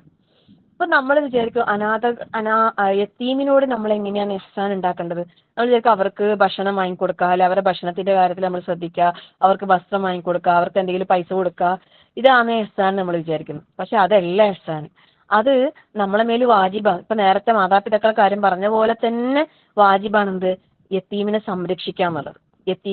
ഒരു യത്തീം നമ്മളെ അറിവിലുണ്ടെങ്കിൽ, അല്ലെ നമ്മളെ കുടുംബത്തിലൊരു യത്തീം ഉണ്ടെങ്കിൽ, നമ്മുടെ പരിചയത്തിലോ അയൽപക്കത്തോ എവിടെയെങ്കിലും ഒരു യത്തീം ഉണ്ടെങ്കിൽ അവനെ സംരക്ഷിക്കുക എന്നുള്ളത് നമ്മളെ മേലും ബാധ്യതയാണ്. കാരണം യത്തീമിന്റെ സംരക്ഷണം ഒരുപാട് സ്ഥലങ്ങളിൽ പരിശുദ്ധ ഖുർആനിൽ പറഞ്ഞിട്ടുണ്ട്, അല്ലേ? ഒരുപാട് സ്ഥലങ്ങളിൽ പറഞ്ഞിട്ടുണ്ട്. ഇപ്പം നമ്മുടെ നാട്ടിലുള്ള ഒരു പ്രവണത ഉണ്ട്. എന്തെന്നറിയോ? പിന്നെ ഇപ്പം പിതാവ് ജീവിച്ചിരിക്കെ അവരുടെ മകൻ മരണപ്പെട്ട് കഴിഞ്ഞാല് പിന്നെ അവരുടെ മക്കൾക്ക് ആ സ്വത്തിൽ അവകാശമില്ല എന്നുള്ള ആ ഒരു ഇസ്ലാമികമായ നിയമം, അതിനെ ഭയങ്കരമായിട്ട് ആൾക്കാർ എതിർക്കും, അല്ലെ? ഇസ്ലാമിന്റെ ശത്രുക്കളും അല്ലാത്തവരും ഒക്കെ എതിർക്കും. അതെന്തൊരു നിയമമാണെന്ന് പറഞ്ഞു. പക്ഷെ ആ ഒരു നിയമം ഇസ്ലാം പറഞ്ഞിട്ടുണ്ടെങ്കിൽ അതിന് മുമ്പേ ഈ അനന്തരാവകാശ നിയമങ്ങൾ പറയുന്നതിനേക്കാളും അതിന്റെ ആദ്യ ഭാഗങ്ങളിൽ യത്തീമിനെ സംരക്ഷിക്കുന്ന വിഷയം പറഞ്ഞിട്ടാണ് ഈ കാര്യങ്ങൾ പറയുന്നത്. സൂറത്ത് നിസായിലായിക്കോട്ടെ, മറ്റു സൂറത്തുകളിലായിക്കോട്ടെ, അള്ളാഹു തആല യത്തീമിന്റെ സംരക്ഷണം. കാരണം ആ കുട്ടി മരണപ്പെടുന്നതോട് ആ കുട്ടി എന്താണ്? യത്തീം. അവരെ സംരക്ഷിക്കുക എന്നുള്ളത് എന്താണ്? പ്രത്യേകിച്ചില്ലേ ഈ ജ്യേഷ്ഠാനുജന്മാർ, അവർക്ക് ബാധ്യത ഉള്ള ഒരു കാര്യമാണ്, പിതാവിന്റെ ബാധ്യതയാണ്, അല്ലെ? ആ മരണപ്പെട്ട ആ കുട്ടിയെ സംരക്ഷിക്കാൻ. കാരണം അവർക്ക് അനന്തര സ്വത്ത് എല്ലാം കൊടുക്കേണ്ടത്, അതിനേക്കാളും കൂടുതലാണ് കൊടുക്കേണ്ടത്. പക്ഷെ നമ്മളെ നാട്ടിലൊരു തെറ്റായ ധാരണ വന്നു പോയി, അല്ലേ? എന്ത് ഇസ്ലാം, എന്ത് മതം എന്ന് പറയും ആൾക്കാർ. പക്ഷെ ഇസ്ലാം ആ കാര്യത്തിൽ അത്രയും പ്രാധാന്യം പറഞ്ഞിട്ടുണ്ട്. സുബ്ഹാനല്ലാഹ്, ലാ ഹൗല വലാ ഖുവത ഇല്ലാ ബില്ലാഹ്. അപ്പം യത്തീമിന്റെ സംരക്ഷണം അത് നമ്മളെ മേൽ നിർബന്ധമാണ്, വാജിബായ ഒരു കാര്യമാണ്. എന്നാൽ യത്തീമിനോടുള്ള ഇഹ്സാൻ എന്ന് പറഞ്ഞാൽ എന്താണെന്നറിയോ? അവർക്ക് ഒരു പിതാവില്ലാത്ത ഒരു കുട്ടിയെ സംബന്ധിച്ചിടത്തോളം അതിന് കിട്ടാത്ത കുറെ കാര്യങ്ങളുണ്ട്, അല്ലെ? പിതാവില്ലാതെ വളർന്ന ഓരോ കുട്ടികൾക്കും ഇത് പറയുമ്പോൾ അവരുടെ മനസ്സിൽ ഒരുപാട് കാര്യങ്ങൾ ഓടിപ്പോകുന്നുണ്ടാവും. പലതും പങ്കുവെക്കാറുണ്ട്, അല്ലെ? ആ ഒരു ഉപ്പയില്ലാണ്ട് വളരുന്ന മക്കൾക്ക് ഉപ്പയിൽ നിന്ന് കിട്ടാത്ത ഒരുപാട് വാത്സല്യങ്ങൾ, അല്ലെ? ഒരുപാട് ലാളനകൾ, അല്ലെ? തലോടലുകൾ. സുബ്ഹാനല്ലാഹ്. നമ്മളിപ്പോ നമ്മളെ ഗ്രൂപ്പിന്റെ ഭാഗമായിട്ട് നമ്മൾ സദഖ ഗ്രൂപ്പ് ചെയ്യുന്നതുകൊണ്ട് കുറെ കുട്ടികളായിട്ട് എനിക്ക് ബന്ധമുണ്ട്. അപ്പോൾ ശരിക്കും എന്താ പറയാ, അവരിങ്ങനെ ഹസീൻ താത്ത എന്ന് വെച്ചിട്ട് എനിക്ക് മെസ്സേജ് അയക്കുമ്പോൾ ശരിക്കും എനിക്ക് സങ്കടം തോന്നിപ്പോ. കാരണം അവരടുത്ത് പോകാനോ അവരടുത്ത് ഒന്ന് തലോടി കൊടുക്കാനോ എനിക്ക് പറ്റുന്നില്ല.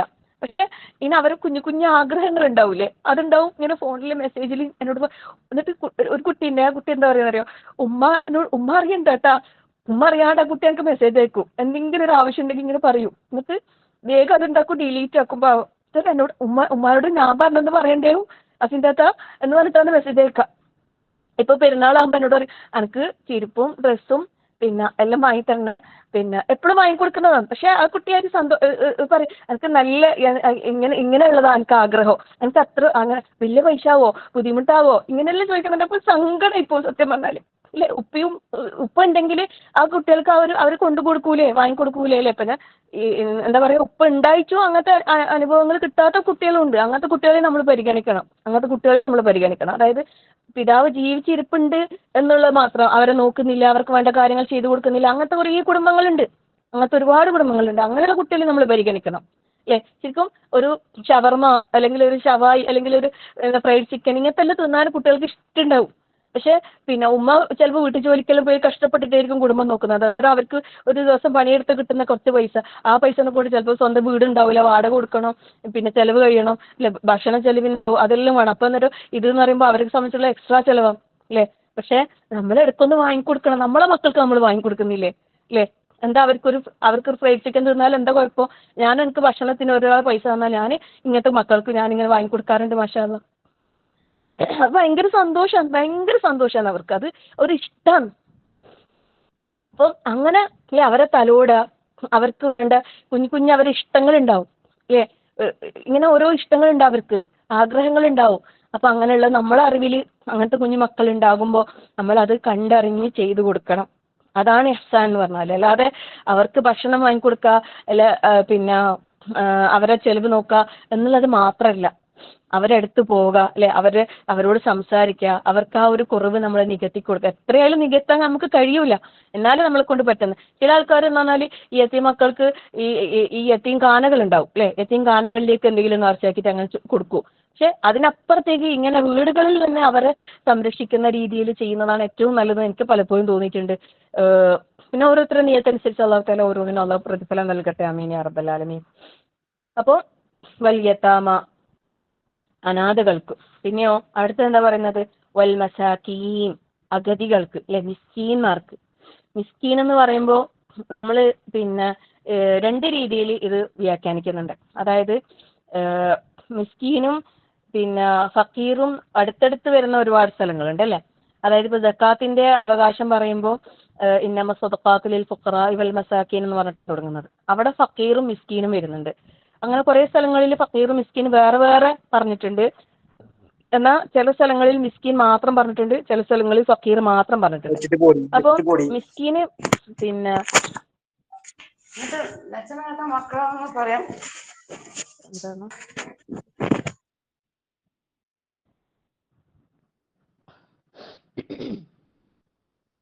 മിസ്കീനിൽ നിന്ന് മാത്രം വന്ന സ്ഥലങ്ങളിൽ നമ്മൾ മനസ്സിലാക്കേണ്ടത് എന്ന് പറഞ്ഞാല് പിന്നെ അതിൽ രണ്ടു കൂട്ടരും വരും, ഫക്കീറും വരും മിസ്കീനും വരും എന്ന് പറയും. എന്നാൽ മിസ്കീനും ഫക്കീറും വേറെ വേറെ എടുത്ത് പറഞ്ഞ സ്ഥലങ്ങളിൽ അത് വേറെ വേറെ തന്നെ നമ്മൾ അതിനെ മനസ്സിലാക്കണം എന്ന് പറയുന്നത്. എന്തായാലും മൊത്തത്തിൽ പറയുമ്പോൾ ഒരു മിസ്കീൻ എന്ന് പറയുമ്പോൾ അവര് അവിടെ ഈ പിന്നെ ഇപ്പൊ നമുക്കറിയാം അല്ലെ, മിസ്കീൻ എന്ന് പറയുമ്പോൾ സക്കാത്തിന് അർഹതപ്പെട്ട ആളുകളാണ്. അവിടെ പിന്നെ സക്കാത്ത് അവർക്ക് അർഹതപ്പെട്ട സക്കാത്ത് കൊടുക്കുക എന്നുള്ളത് മാത്രമല്ല ഈ ഇഹ്സാൻ കൊണ്ട് ഉദ്ദേശിക്കണം നമ്മൾ മനസ്സിലാക്കേണ്ടത്. ഇവിടെ ഇഹ്സാൻ ചെയ്യാന്നുള്ളതാണ് പറഞ്ഞിട്ടുള്ളത് അല്ലെ, അവർ ഇഹ്സാൻ ചെയ്യുക എന്നുള്ളത്. ശരിക്കും നമുക്ക് മിസ്കീൻ എന്നുള്ള വാക്ക് ഒരുപാട് സ്ഥലങ്ങളിൽ കണ്ടിട്ടുണ്ട് അല്ലെ. സൂറത്തുൽ മാഊനിൽ അല്ലാഹു തആല എന്താണ് എന്ന് പറഞ്ഞിട്ട് കളവാക്കിയവനെ കണ്ടുവോ എന്ന് പറഞ്ഞിട്ട് ഫദാലിക്കല്ലദീ യദ്ഉൽ യതീം വലാ യഹുദ്ദു അലാ തുആമിൽ മിസ്കീൻ പറഞ്ഞിട്ടുണ്ട് അല്ലെ. മിസ്കീനിന്റെ ഭക്ഷണ കാര്യത്തിൽ പ്രോത്സാഹനം നൽകാത്തവനാണ് അവൻ, മതത്തെ കളവാക്കിയ. അപ്പോ അതുപോലെ നരകത്തിന് കാരണമായ ആളുകളെ ഒരു വിഭാഗം പറയുമ്പോൾ അവര് പാവപ്പെട്ടവന്റെ ഭക്ഷണ കാര്യത്തിൽ പ്രോത്സാഹനം നൽകിയില്ല എന്ന് പ്രത്യേകം അല്ലാഹു തആല പറയുന്നുണ്ട് ഖുർആനിൽ. ഒരുപാട് സ്ഥലങ്ങളിൽ ഈ പ്രോത്സാഹന വിഷയം പറയുന്നുണ്ട്. അതായത് പാവപ്പെട്ടവന്റെ കാര്യത്തിൽ ഇപ്പൊ നമ്മളെ അറിവിൽ ഒരു മിസ്കീൻ ഉണ്ടെങ്കിൽ നമ്മൾ തീർച്ചയായും അവരുടെ കാര്യത്തിൽ നമ്മൾക്ക് ഒരു ഇടപെടൽ ഉണ്ടാവണം. ഇത് നമുക്ക് വന്നതല്ല, കാരണം നമ്മളെ ഇതിലൊന്നും ഇല്ലല്ലോ, അതുകൊണ്ട് ഞാൻ ഇതിലൊന്നും എനിക്ക് ബാധകയില്ല, എന്റെ ജീവിതം തന്നെ വളരെ കഷ്ടത്തിൽ പോകുന്നതാണ് എന്ന് വിചാരിച്ചിട്ട് ആരും ആ ഒരു കാര്യത്തിൽ ഒഴിവാകുന്നില്ല. കാരണം എന്താ അറിയോ, നമ്മളെ മുമ്പിൽ അറിവുള്ള കഴിവുള്ള ആളുകളുണ്ട്. അപ്പൊ അവരെ നമ്മൾ ഈ കാര്യം അറിയിക്കണം, എത്തിച്ചു കൊടുക്കണം. എന്നിട്ട് നമ്മൾ ഈ പാവപ്പെട്ടവന്റെ കാര്യത്തിൽ നമ്മൾ ഇടപെടണം. അതാണ് നമ്മളെ റൂള്.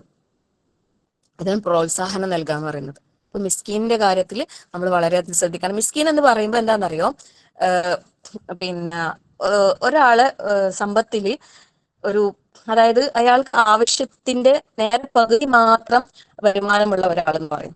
അതായത് ഇപ്പൊ ഒരാൾക്ക് ഒരു ദിവസം പിന്നെ 100 രൂപ ആവശ്യമുള്ളിടത്ത് അയാൾക്ക് 50 രൂപയേ ഉള്ളൂ. അവനാണ് മിസ്കീൻ. അതായത് തീരെ ഒന്നും ഇല്ലാത്ത ആളല്ല, കുറച്ചുണ്ട് പക്ഷെ എന്താവുന്നില്ല, എത്തിപ്പെടുന്നില്ല, രണ്ടറ്റം കൂട്ടിമുട്ടാൻ കഴിയുന്നില്ല. അങ്ങനെയുള്ളവരാണ് ആര്, ഈ മിസ്കീൻ എന്ന ഗണത്തിൽ വരുന്നത്. ഫക്കീർ പകുതിയിലും താഴെ, അതിന്റെയും താഴെ കുറച്ച് മാത്രം ഉള്ള ആളുകൾക്കാണ് എന്ത് പറയാ ഫക്കീർ. ഒന്നും ഇല്ലാത്ത ആളുകൾക്കും പറയും. അതായത് ഒരു വരുമാന മാർഗം ഇല്ലാത്ത ആളുകൾക്കും ഫക്കീർ എന്ന് പറയും. ഈ പകുതിയിലും താഴെ ലോ ലെവലിലുള്ള ആളുകൾക്കാണ് എന്ത് പറയാ ഫക്കീർ എന്ന് പറയാം. അപ്പൊ ഇവിടെ മിസ്കീൻ എന്ന് പറയുമ്പോൾ പിന്നെ അഗതികൾ എന്ന് പറയുമ്പോൾ ഇവിടെ എല്ലാവരും ഉൾപ്പെടുന്ന പറയുന്നത്. അപ്പൊ അവരുടെ വിഷയത്തിൽ നമ്മൾ എന്ത് കാണിക്കണം, ഇഹ്സാൻ കൊണ്ടുവരണം. അത് വാജിബായ സക്കാത്ത് മാത്രം പോരാ അല്ലെ, അതുപോലും ഇന്ന് നമ്മൾ അർഹമായ കൈകളിലേക്ക് പലപ്പോഴും എത്തുന്നില്ല അല്ലെ. മിസ്കീൻ എന്ന് പറയുമ്പോൾ അവര് വളരെ മാന്യമായി ജീവിക്കുന്നുണ്ടാവും. അതായത് പുറമെ ആളുകളോട് മുമ്പിൽ ഒരു യാചിച്ച് വരുന്നുണ്ടാവൂല. അവരുള്ളത് കൊണ്ട് വളരെ കഷ്ടപ്പെട്ട് അഡ്ജസ്റ്റ് ചെയ്ത് എങ്ങനെങ്കിലും പിന്നെ ജീവിക്കുന്നുണ്ടോ? അങ്ങനത്തെ ഒരുപാട് മാന്യമായി ജീവിക്കുന്ന ഒരുപാട് കുടുംബങ്ങളുണ്ട്.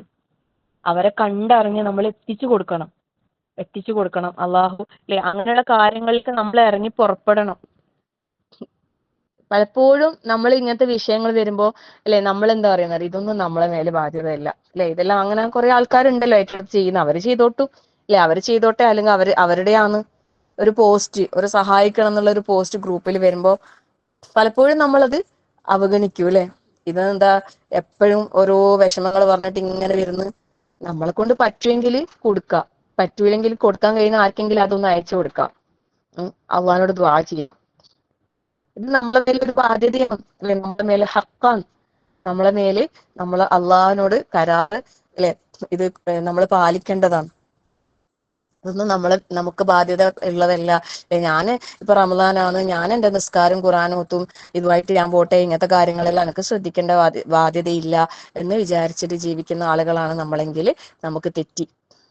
ഇതെല്ലാം നമ്മളെ ജീവിതം എന്നാൽ ഇത് മാത്രം മതിയോ? പോരാ. ഇത് മാത്രവും പോരാ അല്ലെ, വെറും ഇങ്ങനെ ചാരിറ്റിയും കാര്യങ്ങളും മാത്രമായിട്ട് മതിയോ? പോരാ. അതും വേണം, ഇതും വേണം. എല്ലാം ബാലൻസ് ചെയ്ത് മുന്നോട്ട് കൊണ്ടുപോകാൻ നമുക്ക് സാധിക്കണം. നമുക്ക് ഓരോരുത്തർക്കും പറ്റുന്ന രീതിയിൽ നമ്മുടെ മേഖലകൾ ഉണ്ടാവുമല്ലോ, ആ മേഖലയിൽ നമ്മൾ എന്താക്കണം, ഇടപെടണം, പ്രവർത്തിക്കണം. നമ്മളെ കൊണ്ട് ചെയ്യാൻ പറ്റുന്നതിന്റെ പരമാവധി നമ്മൾ ചെയ്യണം. ഇതിന്റെ ഒക്കെ പ്രതിഫലം എന്ന് പറഞ്ഞാലുണ്ടല്ലോ, നമ്മള് ഒരു ആയത്ത് ഊതിയതിന്റെ ഒരു 100 ദിക്ർ ചൊല്ലിയതിന്റെ പ്രതിഫലം പോലെയല്ല. ഇതിന്റെ ഒക്കെ മീസാനിൽ തൂങ്ങുന്ന കനം എന്ന് പറയുമ്പോൾ അത് നമുക്ക് ഒരിക്കലും കണക്കാക്കാൻ കഴിയില്ല അല്ലെ. ഒരു സംഭവം, ഒരു പാവപ്പെട്ട ഒരു കുടുംബത്തിന്റെ ഒരു ചരിത്രം പറയലുണ്ടല്ലോ, ഒരു കഥ പറയുമ്പോൾ ലോങ് ആയി പോകുമെന്ന് അറിയില്ല.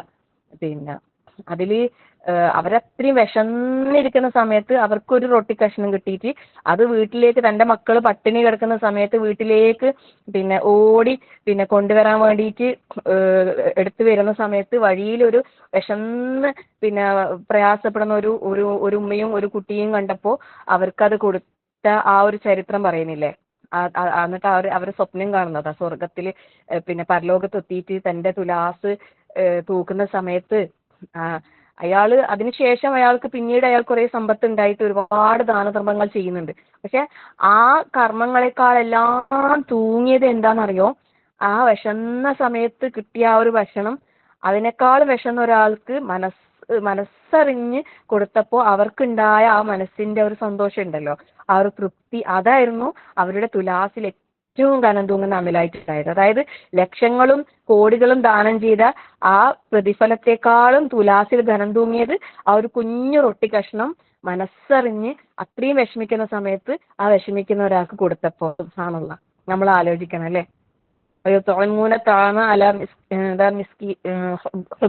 അല്ലെ, അത് നമ്മൾ ആവശ്യക്കാരായിരിക്കെ, നമുക്ക് അതിനോട് ആവശ്യമുണ്ടായിരിക്കെ, നമ്മൾ അതിൽ ആഗ്രഹം ഉണ്ടായിരിക്കെ നമ്മൾ അത് കൊടുക്കുമ്പോ കിട്ടുന്ന ഒരു പ്രതിഫലം ഉണ്ടല്ലോ, സുബ്ഹാനല്ലാഹ്. അതൊക്കെ നമുക്ക് അറിയണമെങ്കിൽ നമ്മൾ മരിക്കണം. നമ്മൾ മരിച്ചിട്ട് പരലോകത്തെത്തണം, എന്നാലേ ഇതൊക്കെ നമ്മൾ അറിയൂ. ഇപ്പൊ നമുക്കിത് കേൾക്കുമ്പോ ഭയങ്കര ആവേശമാണ്, പക്ഷെ ചെയ്യുന്ന കാര്യത്തിൽ നമുക്ക് എന്തില്ല, അത്രത്തോളം വലിയ ആവേശമൊന്നും ഇല്ല. ഈ പറയുന്ന എനിക്കടക്കം. അല്ലാഹു അക്ബർ, ലാ ഹൗല വലാ ഖുവത ഇല്ലാ ബില്ലാഹ്. അല്ലാഹ്, നമുക്കെല്ലാവർക്കും അള്ളാഹു ഉന്നതമായ ഒരു ഈമാൻ അള്ളാഹ് നൽകി അനുഗ്രഹിക്കട്ടെ അല്ലെ. അപ്പം യതീമിന്റെ കാര്യത്തില്, അതേപോലെ മിസ്കീനിന്റെ വിഷയത്തില്.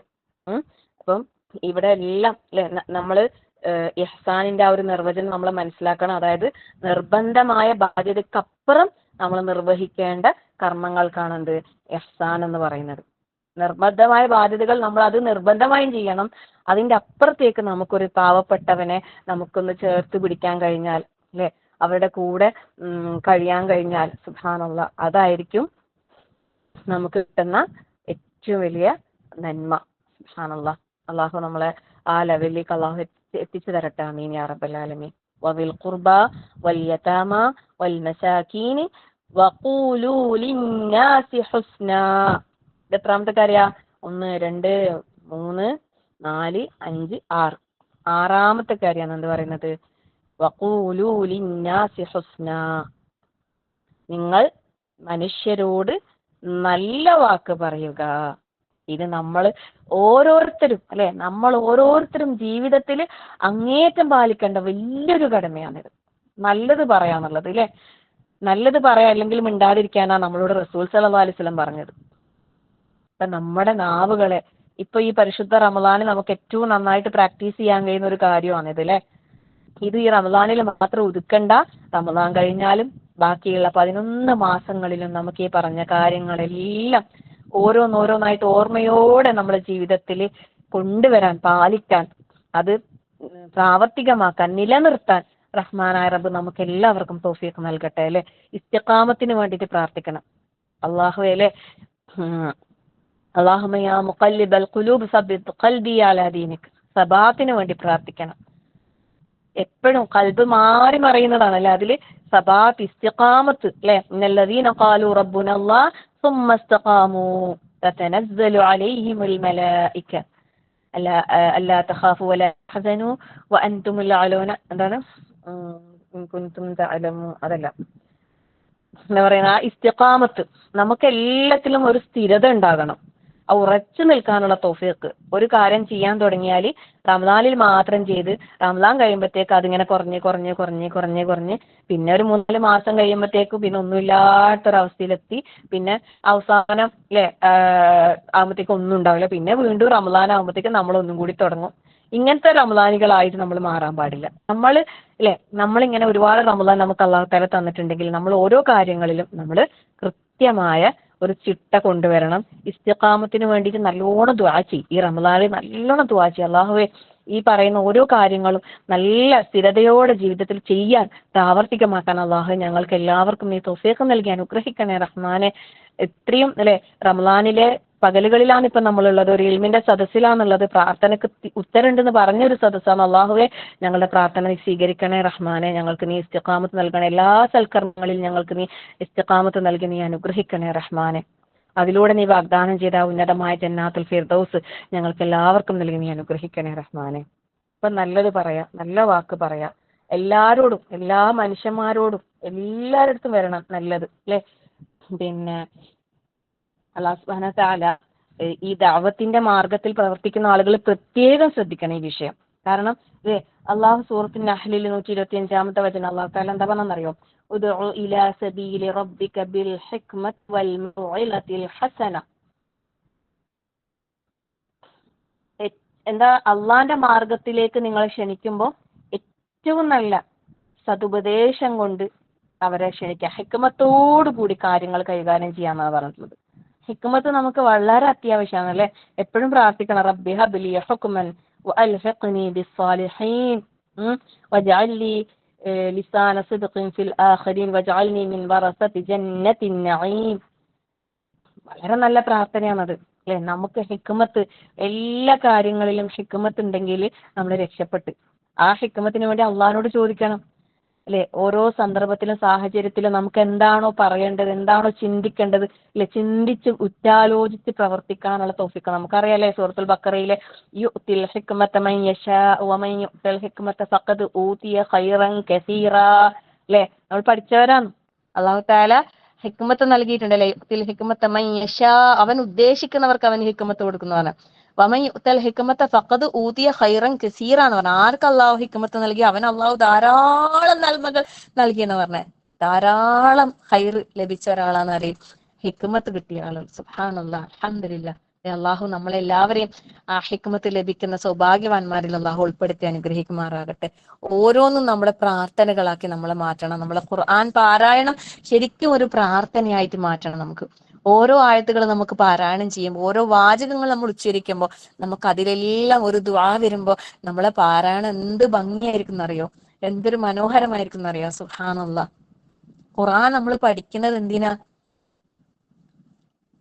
നമ്മളും ഖുർആൻ പഠിച്ചെന്ന് പറയാൻ വേണ്ടിയിട്ടാ? അല്ല, ഇതൊക്കെ നമ്മുടെ ജീവിതത്തിലേക്ക് ആവശ്യമുള്ളതാണ് അല്ലെ.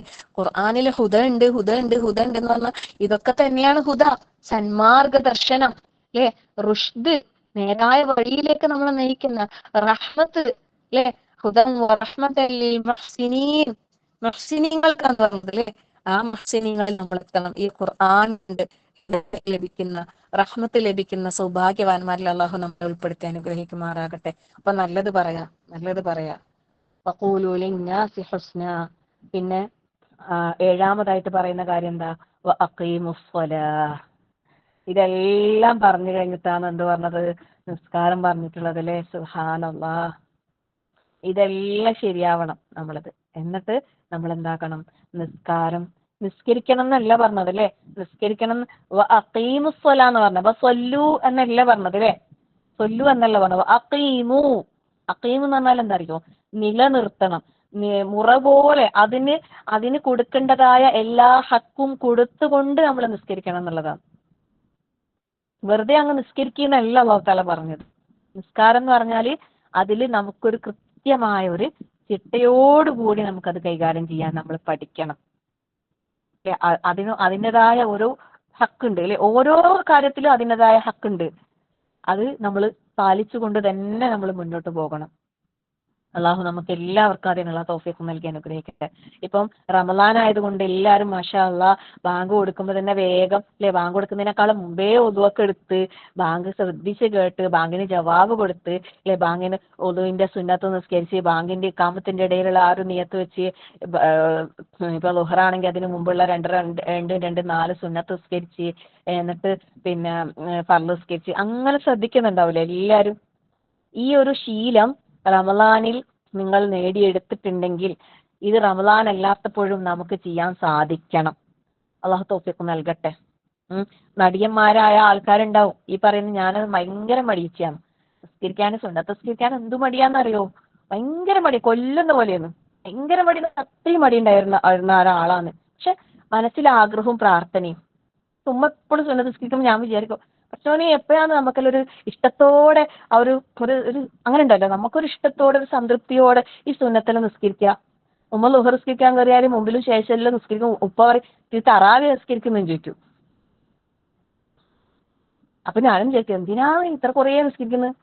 സുബ്ഹാനല്ലാഹ്. പക്ഷെ അതിനോടുള്ള ഒരു ഇഷ്ടം ഉണ്ടല്ല, ഇഷ്ടം വന്നു കഴിഞ്ഞാലില്ലേ നമുക്ക് എണ്ണൊന്നും കൂടിയാലും ഒരു വിഷമം തോന്നൂല, നമുക്കൊരു പ്രയാസം തോന്നൂല. നമുക്ക് കൂടുതൽ നിസ്കരിക്കാനല്ല അള്ളാഹുമായിട്ടുള്ളൊരു മുനാജാത്തല്ലേ നിസ്കാരം എന്ന് പറയുന്നത്. അള്ളാഹുമായിട്ടൊരു ബന്ധം സ്ഥാപിക്കുന്നതല്ലേ നിസ്കാരം എന്ന് പറയുന്നത്. നമ്മളെ റബ്ബിന്റെ മുമ്പിൽ നമുക്ക് നിൽക്കാൻ കിട്ടിയ ഒരു അവസരമല്ലേ നിസ്കാരം എന്ന് പറയുന്നത്.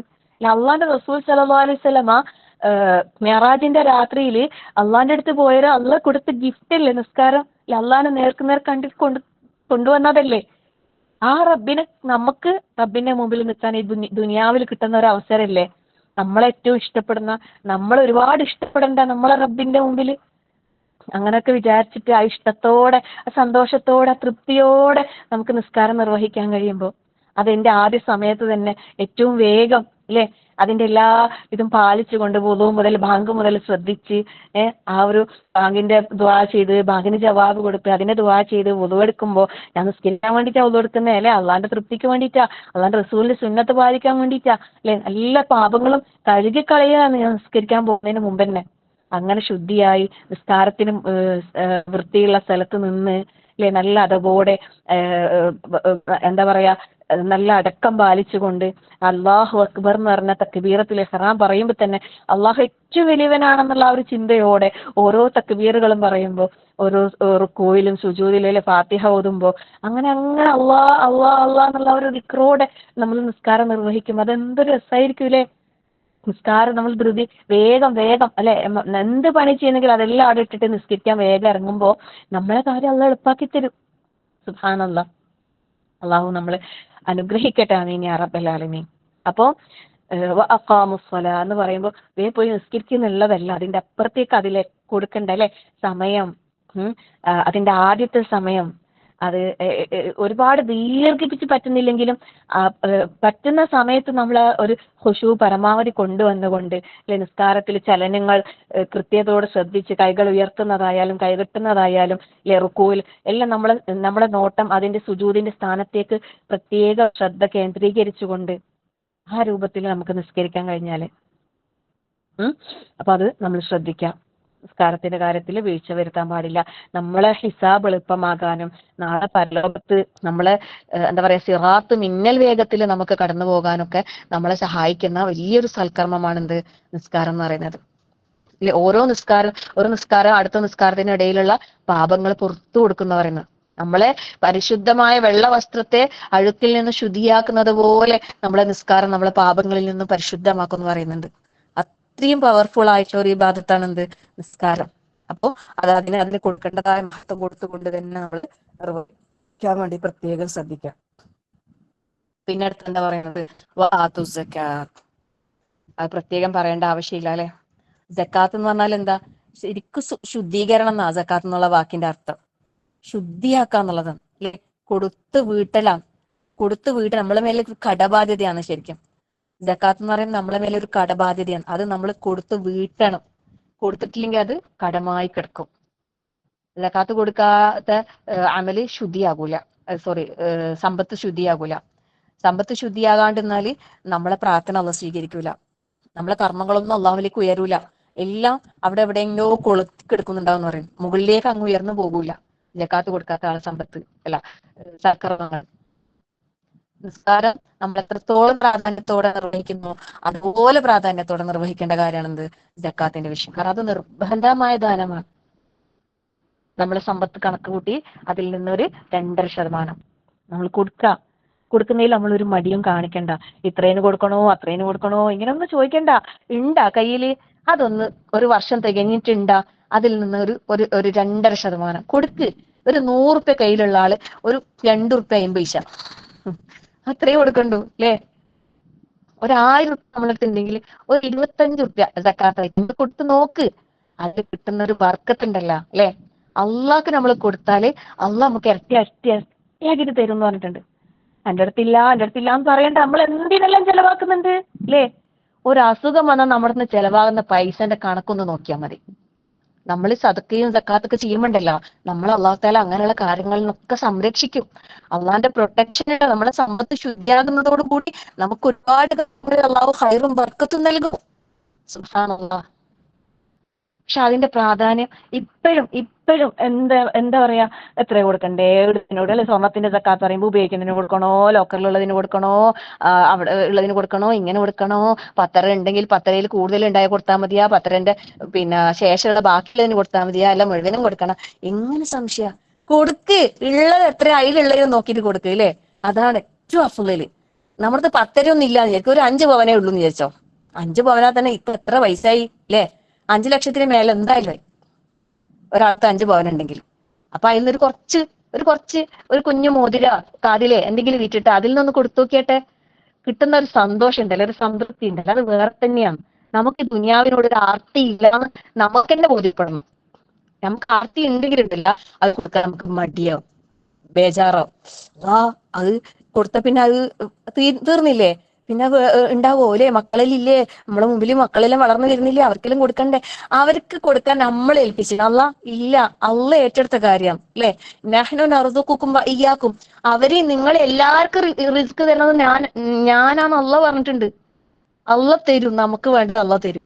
ഇപ്പൊ നമ്മൾ കൊടുത്ത നമ്മുടെ ആവശ്യം വരുമ്പോ അള്ള നമുക്ക് തരും, എത്തിച്ചു തരും. ആ ഒരു വിശ്വാസം നമുക്ക് വേണം, കൊടുക്കാൻ കഴിയണം. സുബ്ഹാനല്ലാഹ്. ഇത് പറയുമ്പോൾ ഒരു ചെറിയൊരു കാര്യം ഞാൻ പറയട്ടെ. നമ്മള് ഇഷ്കാത്തിൽ ഒരു ദീനി സ്ഥാപനം തുടങ്ങാൻ വേണ്ടിയിട്ട് തീരുമാനിച്ചിട്ടുണ്ട്. ഒരു വർഷമായി അതിന് തീരുമാനം എടുത്തിട്ട് അതിന് വേണ്ട നല്ലൊരു സ്ഥലവും കാര്യങ്ങളും നമുക്ക് റെഡി ആയിട്ടുണ്ടായിരുന്നില്ല. അൽഹംദുലില്ലാ റഹ്മാനായ റബ്ബിന്റെ അപാരമായ തൗഫീക്കിൽ ഈ പരിശുദ്ധ റമളാനിൽ തന്നെ നമ്മുടെ ഗ്രൂപ്പിൽപ്പെട്ട ഒരു സഹോദരി അതിന് തയ്യാറായിട്ടുണ്ട്. അതായത് ഒരു 10 സെന്റ് സ്ഥലം അവരുടെ പേരിലുണ്ട്, അത് അവർ നമുക്ക് തരാമെന്ന് പറഞ്ഞിട്ടുണ്ട്. അപ്പൊ ആ 10 പോരാ, അതിന്റെ ഇപ്പുറത്തൊക്കെയുള്ള സ്ഥലം നമുക്ക് വാങ്ങണം. അപ്പൊ അതിന് നിങ്ങൾ എല്ലാവരും സഹകരിക്കണം. ഈ തന്ന സഹോദരി ഉണ്ടല്ലോ, ശരിക്കും സുബ്ഹാനല്ലാഹ്, അവരെ എനിക്ക് എത്ര പറഞ്ഞാലും മതിയാവില്ല. കാരണം അവർക്ക് ഒരുപാട് ഉണ്ടായിട്ടല്ല അവർ തന്നത്. അവർക്ക് സ്വന്തം വീട് പോലും ഇല്ല. സുബ്ഹാനല്ലാഹ്. അള്ളാഹു ഒരുപാട് ബർക്കത്ത് എത്തിച്ചു കൊടുക്കട്ടെ. അവർക്ക് നല്ലതായ ഒരു ജീവിത ദുനിയാവിലും ആഖിറത്തിലും അള്ളാഹു പ്രദാനം ചെയ്യുമാറാകട്ടെ. റബ്ബിന്റെ തൃപ്തിക്ക് വേണ്ടി അവരുടെ മാതാപിതാക്കൾക്ക് വേണ്ടിയിട്ട് അവർ നിയത്താക്കിയിട്ട് അവർ തരുകയും, കുറെ ഉണ്ടായിട്ടല്ല അവർ തരുന്നത്, ഉള്ളതിൽ നിന്ന് അവർ തരുകയും, അവർക്ക് ഉള്ളതാ അവർ തരുന്നത്, അവർക്ക് ആകെയുള്ള ഒരു സമ്പാദ്യം അവർ അത് തരുകയും. അവരുടെ മനസ്സിന്റെ ആ വിശാലത ഒന്ന് ആലോചിച്ച് നോക്കിയിട്ട് അള്ളാഹു ഒരുപാട് അള്ളാഹു നൽകി അനുഗ്രഹിക്കട്ടെ. ആമീൻ യാ റബ്ബൽ ആലമീൻ. അപ്പൊ നിങ്ങൾ ഓരോരുത്തരും ഈ ഒരു വിഷയത്തിൽ നിങ്ങൾ അകമഴിഞ്ഞ് സംഭാവന ചെയ്യണം. സദഖത്തുൻ ജാരിയ എന്നെന്നും നിലനിൽക്കുന്ന ഒരു സൽക്കർമ്മമാണ്. നമ്മളിത് തുടങ്ങി വെക്കുക, നമ്മളായിട്ട് ഇത് തുടങ്ങി വെക്കുക അല്ലെ. നമ്മൾ പൂർവികർ പലരും ചെയ്തു വെച്ച സൽക്കർമ്മങ്ങളുടെ ഭാഗമായി നമ്മൾ ഇന്ന് അനുഭവിക്കുന്നുണ്ടെങ്കിൽ നമ്മളായിട്ട് ഓരോന്ന് തുടങ്ങി വെക്കണം. നമ്മൾ ഈ ദുനിയാവിൽ നിന്ന് മരിച്ചു പോകുമ്പോൾ നമുക്ക് എന്തെങ്കിലുമൊക്കെ ബാക്കിയാകണ്ടേ, അടയാളങ്ങൾ നമ്മൾ ബാക്കിയാകണ്ടേ അല്ലെ. നമ്മൾ ഉടുത്തതും ധരിച്ചതും തിന്നതും എല്ലാം നശിക്കും, ഒന്നും ഉണ്ടാവില്ല. എന്തെങ്കിലും കൊടുത്തിനോ അത് മാത്രമേ നമുക്ക് ബാക്കിയായിട്ടുണ്ടാവൂ. നാളത്തെ നമ്മളെ റബ്ബിന്റെ അടുത്ത് നമുക്ക് ബാക്കിയായിട്ട് അത് മാത്രമേ ഉണ്ടാവൂ. അതുകൊണ്ട് നമ്മൾ കൊടുത്തു നേടാൻ. അപ്പം ഈ ഒരു കാര്യത്തിന് നിങ്ങൾ എല്ലാവരും സഹകരിക്കണം. നിങ്ങളടുത്തൊക്കെ സ്വർണ്ണം ഉണ്ടെങ്കിൽ സക്കാത്ത് കൊടുത്തിട്ട് കുറച്ച് സ്വർണ്ണം ഉണ്ടാക്കുക, 1 പവനോ 1/2 പവനോ 1/4 പവനോ നിങ്ങൾക്ക് എത്രയാ ചെയ്യാം. ഇപ്പൊ സ്വർണത്തിന് വില ഉള്ളത് കൊണ്ട് ഇപ്പൊ തന്നെ വിറ്റിട്ട് ക്യാഷ് ആക്കിയിട്ട് ഈ റമദാനിൽ തന്നെ നിങ്ങൾ നമ്മളെ ഏൽപ്പിക്കും ഇൻഷാ അല്ലാഹ്. നല്ല രീതിയിൽ ആഗ്രഹിക്കുന്നുണ്ട്, നിങ്ങൾ എല്ലാവരും സഹകരിക്കണം. സാമ്പത്തികമായി, ശാരീരികമായി, മാനസികമായി എല്ലാ രീതിയിലും നിങ്ങൾ എല്ലാവരും സപ്പോർട്ട് ചെയ്യണം. കാരണം വലിയൊരു ഉത്തരവാദിത്തമാണ്. പലപ്പോഴും ഞാൻ വേണോ ചെയ്യാൻ കഴിയോ എന്ന് വിചാരിച്ചിട്ട് പലപ്പോഴും പിന്നോട്ട് പോയെങ്കിലും ഞാൻ ഈ വിഷയത്തിൽ ഒരുപാട് പേരോട് സംസാരിച്ചപ്പോൾ എല്ലാവരും പറഞ്ഞു നിർബന്ധമായിട്ടും വേണം, ചെയ്യണം. പെൺകുട്ടികൾക്ക് വേണ്ടി, സ്ത്രീകൾക്ക് വേണ്ടിയിട്ട് പരിശുദ്ധ ഖുർആനിന്റെ മനപ്പാഠമാക്കൽ മാത്രമല്ല, ഖുർആനിന് ഇങ്ങനെ ആഴത്തിൽ ഇറങ്ങി അല്ലെ അതിലെ മുത്തും പവിഴങ്ങളും വാരി എടുക്കുന്ന രീതിയിലുള്ള ഒരു ഓഫ്ലൈൻ സ്ഥാപനം, ഖുർആനും ഹദീസും പ്രാർത്ഥനകളും ഇമാമിങ്ങളെ ഖിതാബുകളും ഒക്കെ പഠിപ്പിക്കുന്ന രീതിയിലുള്ള വലിയൊരു സംരംഭം ആഗ്രഹിക്കുന്നുണ്ട്. അള്ളാഹു എളുപ്പം നൽകട്ടെ. നിങ്ങളെല്ലാവരും പ്രാർത്ഥനയിലും ഉൾപ്പെടുത്തണം. അതുപോലെ പ്രവർത്തനത്തിലും നിങ്ങളുടെ ഭാഗത്തുനിന്നതിൽ എല്ലാ രീതിയിലുമുള്ള സഹകരണം വളരെ അത്യാവശ്യമാണ്. അള്ളാഹു സുബ്ഹാനഹു വ തആല നമ്മുടെ ഈ ഒരു ഉദ്യമം അള്ളാഹു ഏറ്റവും സ്വാലിഹായ ഒരു സൽക്കർമ്മമായി അള്ളാഹു നമ്മളിൽ നിന്ന് എല്ലാവരും അള്ളാഹു സ്വീകരിക്കട്ടെ. ഈ വിഷയത്തിൽ സഹകരിക്കാൻ താല്പര്യമുള്ളവരുണ്ടെങ്കിൽ എന്നെ പേഴ്സണലായിട്ട് കോൺടാക്ട് ചെയ്യാം, പിന്നെ നിങ്ങൾ അറിയിക്കാം. ഇൻഷാ അല്ലാഹ് അള്ളാഹു എല്ലാവർക്കും അതിനുള്ള നല്ല വിശാലമായ മനസ്സ് അള്ളാഹു നൽകി അനുഗ്രഹിക്കട്ടെ. ആമീൻ യാ റബ്ബൽ ആലമീൻ. നിങ്ങൾക്ക് പറ്റുന്നില്ലെങ്കിൽ പറ്റുന്നവരോട് പറഞ്ഞിട്ട് ഈ കാര്യങ്ങൾ ചെയ്യിപ്പിക്കാനെങ്കിലും ശ്രമിക്കാം. അള്ളാഹു അനുഗ്രഹിക്കട്ടെ. ആമീൻ യാ റബ്ബൽ ആലമീൻ. അപ്പോൾ സക്കാത്താണ് വിഷയം. അപ്പോൾ സക്കാത്ത് നമ്മളെ സമ്പത്ത് ശുദ്ധിയാക്കലാണ്. അത് നമ്മൾ കൃത്യമായ ആ കാര്യത്തിൽ കണക്ക് നോക്കി കൃത്യമായി ചെയ്യാൻ വേണ്ടി പ്രത്യേകം ശ്രദ്ധിക്കുക. സക്കാത്ത് വൈകിപ്പിക്കാൻ പാടില്ല. സമയമായ അത് കൃത്യമായി നമ്മൾ കൊടുക്കണം. എന്നാൽ മുൻകൂട്ടി കൊടുക്കുന്നതിന് വിരോധമില്ല. അതായത് ഇപ്പം നമ്മൾ സ്വർണത്തിന്റെ സക്കാത്ത് കണക്കൂട്ടുമ്പോൾ നമ്മളെ കയ്യിൽ അത് എത്തുന്നത് ഒരുപക്ഷെ നമ്മളെ കല്യാണത്തിന്റെ സമയത്തായിരിക്കും. ഇപ്പം നമ്മളെ കല്യാണം കഴിഞ്ഞത് ഇപ്പം ജനുവരിയിലോ അല്ലെങ്കിൽ ഡിസംബറിലോ ആണെന്ന് വിചാരിക്കാം. അല്ലെങ്കിൽ പിന്നെ ഇപ്പം നമുക്ക് റമദാനിൽ കൊടുക്കണം നമുക്ക് ഭയങ്കര ആഗ്രഹം. അപ്പം നമ്മൾ എന്താക്കുക, നമ്മളെ സമയം കഴിഞ്ഞിട്ട് കൊടുക്കാൻ നിർത്തി വെക്കാതെ മുൻകൂട്ടി എന്താക്കുക റമദാനിൽ നമുക്ക് കൊടുക്കാം. അപ്പം അടുത്ത പിന്നെ ഓഗസ്റ്റിലോ സെപ്റ്റംബറിലോ ഒക്കെ നമ്മൾ നിസാബ് എത്തുള്ളൂ. പക്ഷെ ഇപ്പം റമദാനിൽ നമുക്ക് കൊടുക്കണമെന്ന് ആഗ്രഹം ഉണ്ടെങ്കിൽ ആ സമയത്തേക്കുള്ളത് മൊത്തം കണക്കൂട്ടിയിട്ട് റമദാനിൽ തന്നെ എന്താക്കുക നമ്മൾ കൊടുക്കുക. റമദാനിൽ കൊടുക്കണമെന്ന് ആഗ്രഹമുണ്ട്, റമദാനിൽ തന്നെ കൊടുക്കണമെന്നൊന്നും ഇല്ല കേട്ടോ. സക്കാത്ത് നമ്മൾ കണക്ക് നോക്കി നിസാബ് എത്തിക്കഴിഞ്ഞാൽ അത് വർഷം തികയുമ്പോഴാണ് നമ്മൾ കൊടുക്കേണ്ടത്. അത് റമദാനിൽ കൊടുക്കണം. അങ്ങനെ ചില ആൾക്കാർക്ക് ഭയങ്കര ആഗ്രഹം ഉണ്ടാവുമല്ലോ, കാരണം അതിന് പ്രത്യേക ഇരട്ടി പ്രതിഫലം ലഭിക്കും എന്നുള്ള ആഗ്രഹത്തിൽ. അപ്പം അങ്ങനെയുള്ളവർ മുൻകൂട്ടി കൊടുക്കുക, പിന്നെ വൈകിപ്പിക്കാൻ പാടില്ല. അപ്പൊ അങ്ങനെയുള്ള ഇത് നമ്മൾ റമദാൻ കണക്കാക്കി കൊടുത്തു കഴിഞ്ഞാൽ പിന്നെ എന്താക്കുക, പിന്നെ അടുത്ത റമദാൻ അങ്ങനെ ചെയ്താൽ മതി ഇൻഷാ അല്ലാഹ്. അപ്പൊ ആ കാര്യങ്ങളൊക്കെ നമ്മൾ ശ്രദ്ധിക്കുക. സക്കാത്ത് കൃത്യമായി കൊടുക്കുക. കാരണം നമ്മൾ സക്കാത്ത് കൊടുക്കാതെ ശേഖരിച്ച് വെക്കുന്ന സമ്പത്തുകൾ നാളെ നമുക്ക് എതിരായിട്ട് വരും. നമ്മളെ ഖബറുകളിലും നമ്മൾ അതിന്റെ ശിക്ഷ അനുഭവിക്കേണ്ടി വരും. പരലോകത്ത് നരകത്തിയിൽ ഈ സക്കാത്ത് കൊടുക്കാണ്ട് സൂക്ഷിച്ചു വെച്ച സമ്പത്ത്, സ്വർണ്ണായിക്കോട്ടെ മറ്റുള്ളതെല്ലാം ആയിക്കോട്ടെ, അതൊക്കെ എന്താണെന്നറിയോ, തീ കൊണ്ടുള്ള കനലുകളാക്കിയിട്ട് അവരുടെ ദേഹത്തിങ്ങനെ അണിയിക്കുന്ന പറയുന്നത്. അള്ളാഹു കാത്തുരക്ഷിക്കുമാറാകട്ടെ. നൗസുബില്ലാ. പിന്നെ അപ്പോൾ അങ്ങനെയുള്ള ദുരനുഭവം ഉണ്ടാകാതിരിക്കാൻ വേണ്ടിയിട്ട് എല്ലാവരും പ്രത്യേകം ശ്രദ്ധിക്കാം. അപ്പോൾ പിന്നെ ആത്തു സക്കാത്ത്. എന്നിട്ട് പിന്നെ എത്ര കാര്യങ്ങൾ, 8 കാര്യങ്ങളായില്ലേ.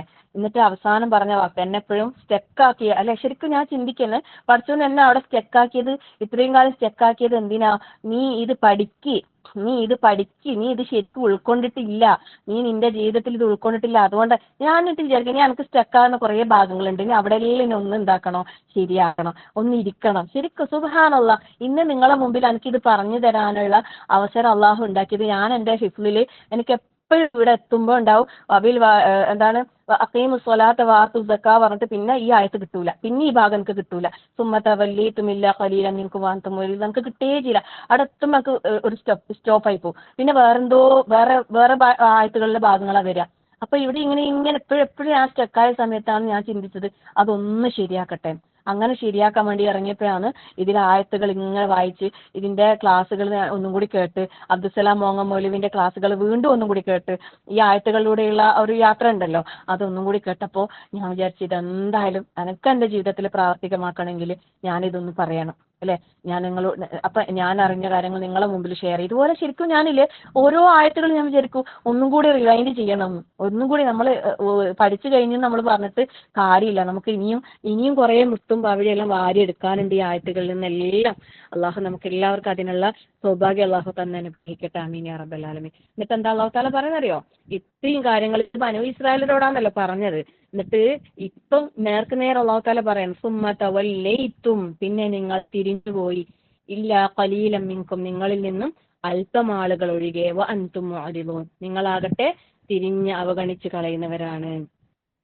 അതായത് യഹൂദികൾ പിന്നെ ബനൂ ഇസ്രായേലാണല്ലോ നമ്മൾ ഇത് തുടങ്ങുന്നത്. അതായത് അവരിൽ നിന്ന് അള്ളാഹു തആല കരാർ വാങ്ങിയ സന്ദർഭം എന്ന് പറഞ്ഞിട്ടാണല്ലോ പറയുന്നത്. അപ്പം ഈ ബനൂ ഇസ്രായേലിന്റെ കാര്യം തന്നെ എന്താണ് ഇങ്ങനെ കരാർ ലംഘിക്കാന്നുള്ളതാണ് അല്ലെ, ഓരോ കാര്യങ്ങളും. പക്ഷെ ഇവിടെ അള്ളാഹു തആല പറഞ്ഞൊരു കാര്യമുണ്ട്, എന്താ അറിയോ, അവരെ മുഴുവനായിട്ടും ആക്ഷേപിച്ചിട്ടില്ല അള്ളാഹ് സുബ്ഹാനല്ലാഹ് അല്ലെ. അവരിൽ കുറച്ചാളുകൾ ഒഴികെ എന്ന് പറഞ്ഞിട്ടുണ്ട്. അപ്പൊ കുറച്ചാളുകൾ എന്താക്കിയിട്ടുണ്ട്, ഈ കാര്യങ്ങളൊക്കെ പാലിച്ചിട്ടുണ്ട്.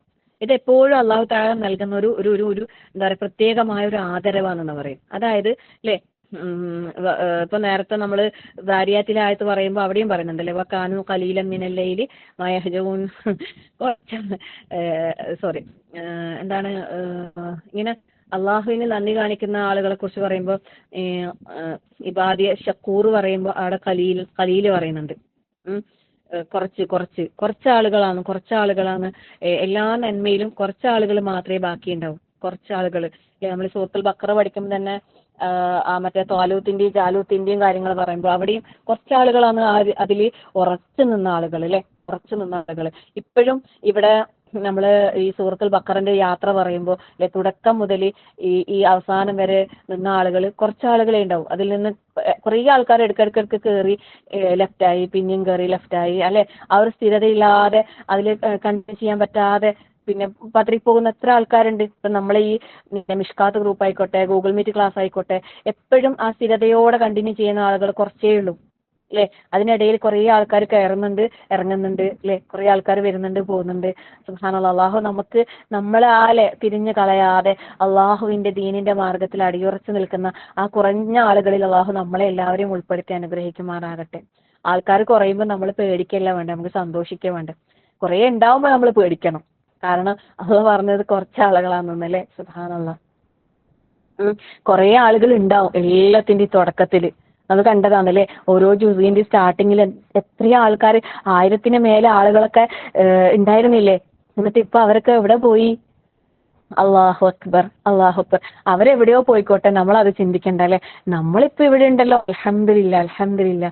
എപ്പോഴും നമുക്ക് അല്ലാഹു തആല ഈ ഒരു മാർഗത്തിൽ, ദീനിന്റെ മാർഗത്തിൽ, ഹിദായത്തിന്റെ മാർഗത്തിൽ അടിയുറച്ചു നിൽക്കാനുള്ള തൗഫീഖ് അല്ലാഹു അനുഗ്രഹിക്കട്ടെ. ഒരിക്കലും നമ്മൾ എന്താകാൻ പാടില്ല, ഈ മുഅരിദീങ്ങളിലാകാൻ പാടില്ല, തവല്ലീത്തുമിൽ നമ്മൾ ആകാൻ പാടില്ല അല്ലെ. തവല്ല എന്ന് പറഞ്ഞാല് തിരിഞ്ഞു കളഞ്ഞു എന്നാണ്. അത് നമ്മൾ ശരീരം കൊണ്ട് തിരിഞ്ഞു കളയുന്നതിനും മുഅരിദു എന്ന് പറഞ്ഞാല് ഖൽബ് കൊണ്ട് അവഗണിക്കുന്നതിനെയാന്ന് പറയുന്നത്. രണ്ട് രീതിയിലും. അപ്പൊ രണ്ട് രീതിയിലും അവഗണിച്ചവരാണ് അവര്. നമ്മൾ അതിൽ പെട്ടുപോകാൻ പാടില്ല. ഈ പറഞ്ഞ ഓരോ കാര്യങ്ങളിലും നമ്മൾ കൃത്യമായി ശ്രദ്ധ കൊടുത്തുകൊണ്ട് അതിനെ ഏറ്റെടുക്കുന്ന ആളുകളാകണം നമ്മൾ. ഒരിക്കലും ഈ പറഞ്ഞ ഒരു വിഭാഗത്തിൽ നമ്മൾ പെട്ടുപോകാൻ പാടില്ല. അത് നമ്മൾ വളരെ സൂക്ഷിക്കുക, വളരെ ഗൗരവത്തിലെടുക്കുക, വളരെ ഗൗരവത്തിലെടുക്കുക. കാരണം പിന്നെ ഈ പറഞ്ഞ ഓരോ കാര്യങ്ങളും നമുക്ക് നമ്മളെ ജീവിതത്തിലെ ഓരോ മേഖലയിലും നമ്മൾ കൊണ്ടുവരേണ്ട കാര്യങ്ങളാണ്. ഇതൊന്നും നമുക്ക് ബാധകമല്ല എന്ന് പറയാൻ ഒന്നുപോലും ഇല്ല. ഇന്ന് പറഞ്ഞ ഒരു കാര്യം പോലും എന്നെ ബാധിക്കാത്ത കാര്യമാണ് എന്ന് പറയാൻ നമുക്കില്ല. കാരണം ഈ 8 കാര്യങ്ങൾ പറഞ്ഞിട്ടുണ്ടെങ്കിൽ ആ 8ലും നമ്മൾ പെടും. അതായത് ആ 8ഉം നമ്മളെ മേൽ ബാധ്യതയുള്ള കാര്യമാണ്. നമുക്ക് ചെയ്യാൻ കഴിയുന്ന കാര്യങ്ങളാണ്, നമ്മൾ ചെയ്യേണ്ട കാര്യങ്ങൾ. നമ്മൾ ഒഴിഞ്ഞു മാറി പോകേണ്ട വിഷയങ്ങളേ അല്ല. ഓരോന്നും ഒന്നു മുതലേ ഞാൻ ഇനിയും പറയുന്നില്ല, കാരണം ഇപ്പൊ തന്നെ സമയം ഒരുപാട് നീണ്ടുപോയി. പിന്നെ അപ്പം ഞാൻ എൻ്റെ ഒരു അപേക്ഷയായിട്ട് ഞാൻ പറയാ, ഈ പറഞ്ഞ കാര്യങ്ങൾ ഓരോന്നിലും നമ്മൾ ഭാഗവാക്കാകാൻ നമ്മളെ കൊണ്ട് എന്ത് പറ്റുമെന്ന് ആലോചിക്കുക. അതിന് വേണ്ട ചെറിയ ചെറിയ പരിശ്രമങ്ങൾ ഓരോരുത്തരും ചെയ്യുക.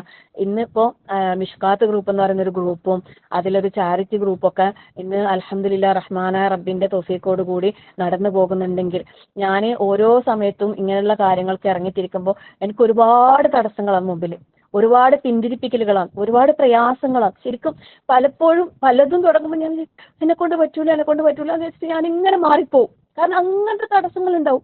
എന്നിട്ട് ഞാൻ വേണ്ടാന്ന് വെക്കും, വേണ്ടാന്ന് എന്നെ തീരുമാനിക്കുവേ. അന്നേരം എൻ്റെ മനസ്സിൽ പറയും പഠിച്ചോനെ എന്നിട്ട് ഞാനിങ്ങനെ ഓരോരുത്തരോട് അതിനെക്കുറിച്ച് അഭിപ്രായം ചോദിക്കുമ്പോൾ പറയും ആദ്യം എൻ്റെ മനസ്സിൽ വന്നാൽ നല്ല ഒരു കാര്യമല്ലേ, അതുമായിട്ട് മുന്നോട്ട് പോകും. പിന്തിരിപ്പിക്കുന്ന, നമ്മൾ അതിൽ നിന്ന് തടയുന്ന എന്തെല്ലാം ഉണ്ടോ, ആരെങ്കിലും ഉണ്ടോ അതെല്ലാം മാറ്റി നിർത്തും. കാരണം അതെല്ലാം ഇബ്ലീസിന്റെ ഭാഗത്തുനിന്ന്. ശരിക്കും ഞാൻ ഈ ഒരു സ്ഥാപനത്തിന്റെ വിഷയം മനസ്സിൽ ആഗ്രഹിച്ചിട്ട് ആഗ്രഹം കുറേ കാലമായി. എന്നിട്ട് അതിന് വേണ്ടിയിട്ടുള്ള പരിശ്രമം തുടങ്ങിയിട്ടും കുറേ ആയി. എന്നിട്ട് ഞാൻ അവസാനം ഈ റമദാനിന് തൊട്ട് മുമ്പ് ഞാൻ വിചാരിച്ച എന്താ പറ്റുന്നില്ലല്ലോ, കുറച്ച് പൈസ ഓൾറെഡി ആൾക്കാർ തന്നതുണ്ട് എൻ്റെ കയ്യിൽ, അത് എൻ്റെ മേലെ ഒരു ബാധ്യതയാണല്ലോ. പക്ഷെ എനിക്ക് പറ്റുന്നില്ലല്ലോ, എൻ്റെ സാഹചര്യങ്ങൾ എനിക്ക് പലപ്പോഴും ഇങ്ങനെ സ്ഥലങ്ങൾ നോക്കാനും പോകാനും എനിക്ക് പറ്റുന്നില്ല, ഒന്നിനും പറ്റുന്നില്ല. അപ്പം ഞാൻ വിചാരിച്ച് മതി, ഇത് നമുക്ക് പറഞ്ഞതല്ല, നമ്മൾ സ്ത്രീകൾക്ക് പറഞ്ഞതല്ല എന്ന് വിചാരിച്ചിട്ട് ഞാനത് മാറ്റിവെക്കാന്ന് വെച്ചാൽ ഞാൻ വിചാരിച്ചാൽ കിട്ടിയ പൈസ ഇതുപോലത്തെ നല്ല ഇസ്ലാമികമായ സ്ഥാപനങ്ങൾ നടത്തുന്ന ആർക്കെങ്കിലും കൊടുക്കാമെന്ന് വിചാരിച്ചു. എന്നിട്ട് ആ വിഷയത്തിൽ 1-2 പേരോട് നമ്മളെ ഗ്രൂപ്പിൽ തന്നെയുള്ള 2-3 സഹോദരിമാരോട് ഞാനിങ്ങനെ പറഞ്ഞു, ഞാൻ എൻ്റെ ഒരു വിഷമം പോലെ ഞാൻ പറഞ്ഞു എന്താ വേണ്ട, എനിക്ക് അറിയുന്നില്ല, എനിക്ക് പറ്റുന്നില്ല. അപ്പൊ അവരൊക്കെ തന്ന ഒരു പോസിറ്റീവ് എനർജി ഉണ്ടല്ലോ, മാഷാ അല്ലാ, അത് ഭയങ്കര സന്തോഷം നൽകുന്ന. അവരൊക്കെ പറഞ്ഞു പറ്റൂ അസിക്ക് പറ്റൂ അത്. എന്തുകൊണ്ട് പറ്റൂല? ഇത്രയും നമ്മൾ അല്ലാഹു തആല എത്തിച്ചില്ലേ, എന്തുകൊണ്ട് പറ്റില്ല?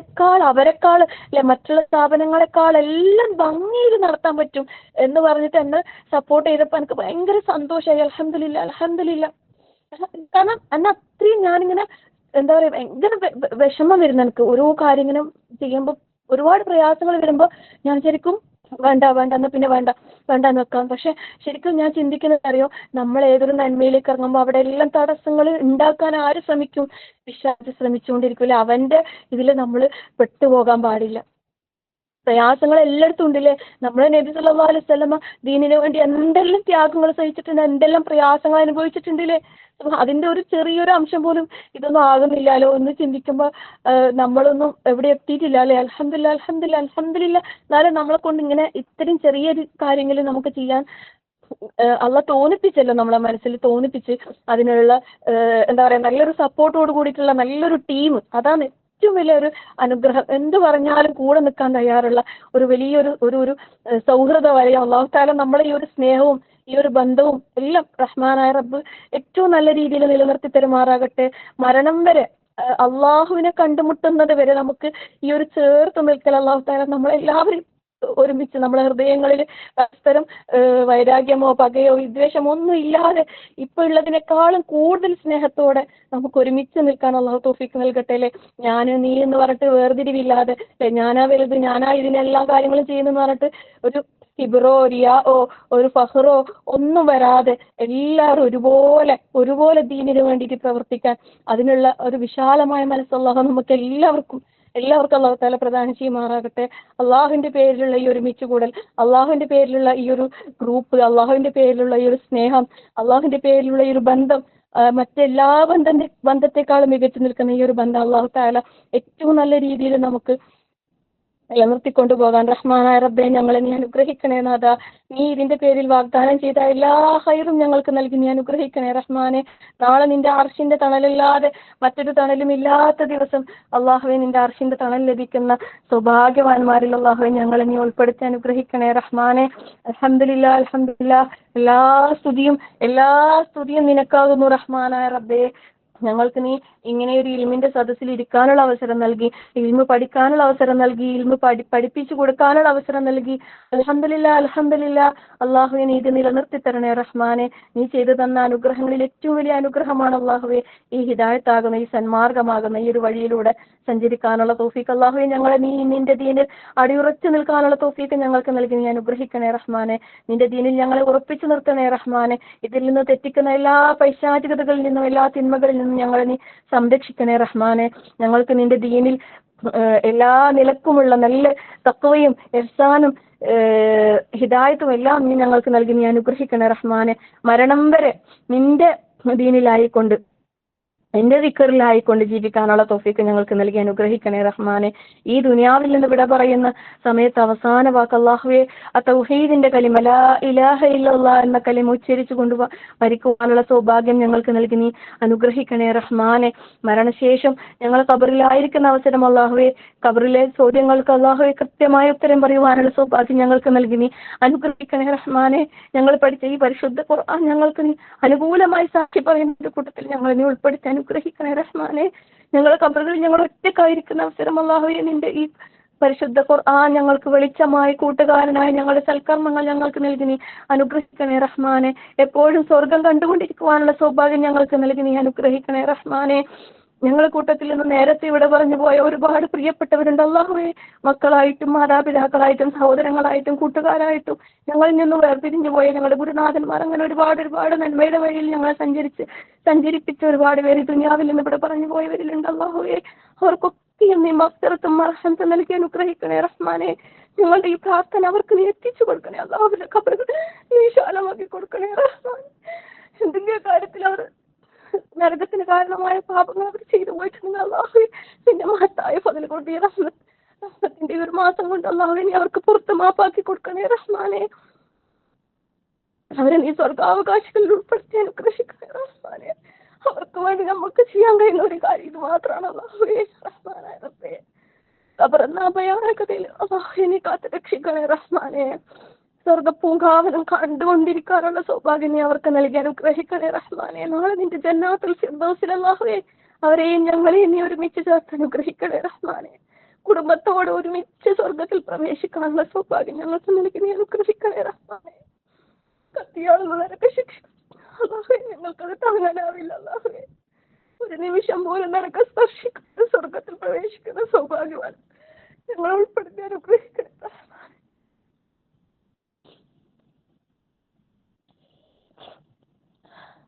റഹ്മാനായ അല്ലാഹുവേ ഞങ്ങളുടെ പ്രാർത്ഥനകളും പ്രവർത്തനങ്ങളും എല്ലാം നീ സ്വീകരിക്കണേ റഹ്മാനെ.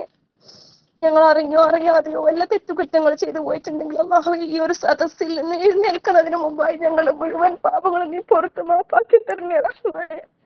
മുഴുവൻ പാപങ്ങളും ഞങ്ങൾക്ക് പുറത്ത് മാപ്പാക്കി തരണേ റഹ്മാനെ. മഗ്ഫിറത്തിന്റെ മാസമായ ഈ റമളാനിൽ അല്ലാഹുവേ ഒരു പാപം പോലും ഞങ്ങളിൽ ബാക്കിയാകാതെ മുഴുവനും നീ ഞങ്ങൾക്ക് പുറത്ത് മാപ്പാക്കി തരണേ റഹ്മാനെ. ഇന്ന് തുടങ്ങി 8:35 മുതൽ ഇന്ന് തുടങ്ങി ഇപ്പോ 9:53 ഈ സമയം വരെ അല്ലാഹുവേ നിന്നെ കുറിച്ച് മാത്രമാണ് നിങ്ങൾ പറഞ്ഞത്. നിന്റെ കാര്യങ്ങൾ നിന്റെ ദീനിന്റെ കാര്യങ്ങൾ മാത്രമാണ് അല്ലാഹുവേ ഞങ്ങൾ ഇവിടെ പറഞ്ഞതല്ല. ഞങ്ങൾ നിനക്ക് സ്വീകരിക്കണേ അല്ലാ. ഞങ്ങൾ പറഞ്ഞതെല്ലാം നീ കേൾക്കുന്നുണ്ട്. നിന്റെ മലായിക്കത്തുകൾ അതിന്റെ സാക്ഷികളായിട്ടുണ്ട് അല്ലാഹുവേ. അല്ലാഹുവേ ഞങ്ങൾ അതിനെല്ലാം ഞങ്ങൾ അനുഗ്രഹിക്കണേ റഹ്മാനെ. നീ തൃപ്തിപ്പെടുന്ന നീ ഇഷ്ടപ്പെടുന്ന നിന്റെ ഇഷ്ടം ആഗ്രഹിക്കുന്ന ഏറ്റവും പ്രിയപ്പെട്ട അടിയാറുകളിൽ അല്ലാഹുവേ ഞങ്ങളെ നീ ഉൾപ്പെടുത്തി അനുഗ്രഹിക്കണേ റഹ്മാനെ. നീ തൃപ്തിപ്പെടുന്ന രീതിയിൽ സൽക്കർമ്മങ്ങൾ ചെയ്യാനുള്ള തൗഫീക്ക് ഞങ്ങൾക്ക് നൽകി നീ അനുഗ്രഹിക്കണേ റഹ്മാനെ. ഞങ്ങളുടെ കൂട്ടത്തിൽ ഒരുപാട് പ്രയാസങ്ങൾ അനുഭവിക്കുന്നവരുണ്ട് റഹ്മാനായ റബ്ബേ. അവരുടെ പ്രയാസങ്ങൾ നീ ഇല്ലാതാക്കി കൊടുക്കണേ റഹ്മാനെ. അവരുടെ പ്രയാസങ്ങൾക്ക് നീ ഒരു പരിഹാരം നീ കണ്ടെത്തി കൊടുക്കണേ റഹ്മാനെ. ഞങ്ങളുടെ കൂട്ടത്തിൽ രോഗികളായ ഒരുപാട് പേര് പ്രയാസപ്പെടുന്ന റഹ്മാനായ റബ്ബേ. ആ രോഗികൾക്കെല്ലാം നീ ശിഫ നൽകി അനുഗ്രഹിക്കണേ റഹ്മാനെ. ഒരുപാട് ആഗ്രഹങ്ങൾ മനസ്സിൽ വെച്ച് ജീവിക്കുന്നവരുണ്ട് അല്ലാഹുവേ. എല്ലാവരുടെയും എല്ലാ ഹലാലായ ആഗ്രഹങ്ങളും നീ സഫലീകരിച്ച് നൽകി അനുഗ്രഹിക്കണേ റഹ്മാനെ.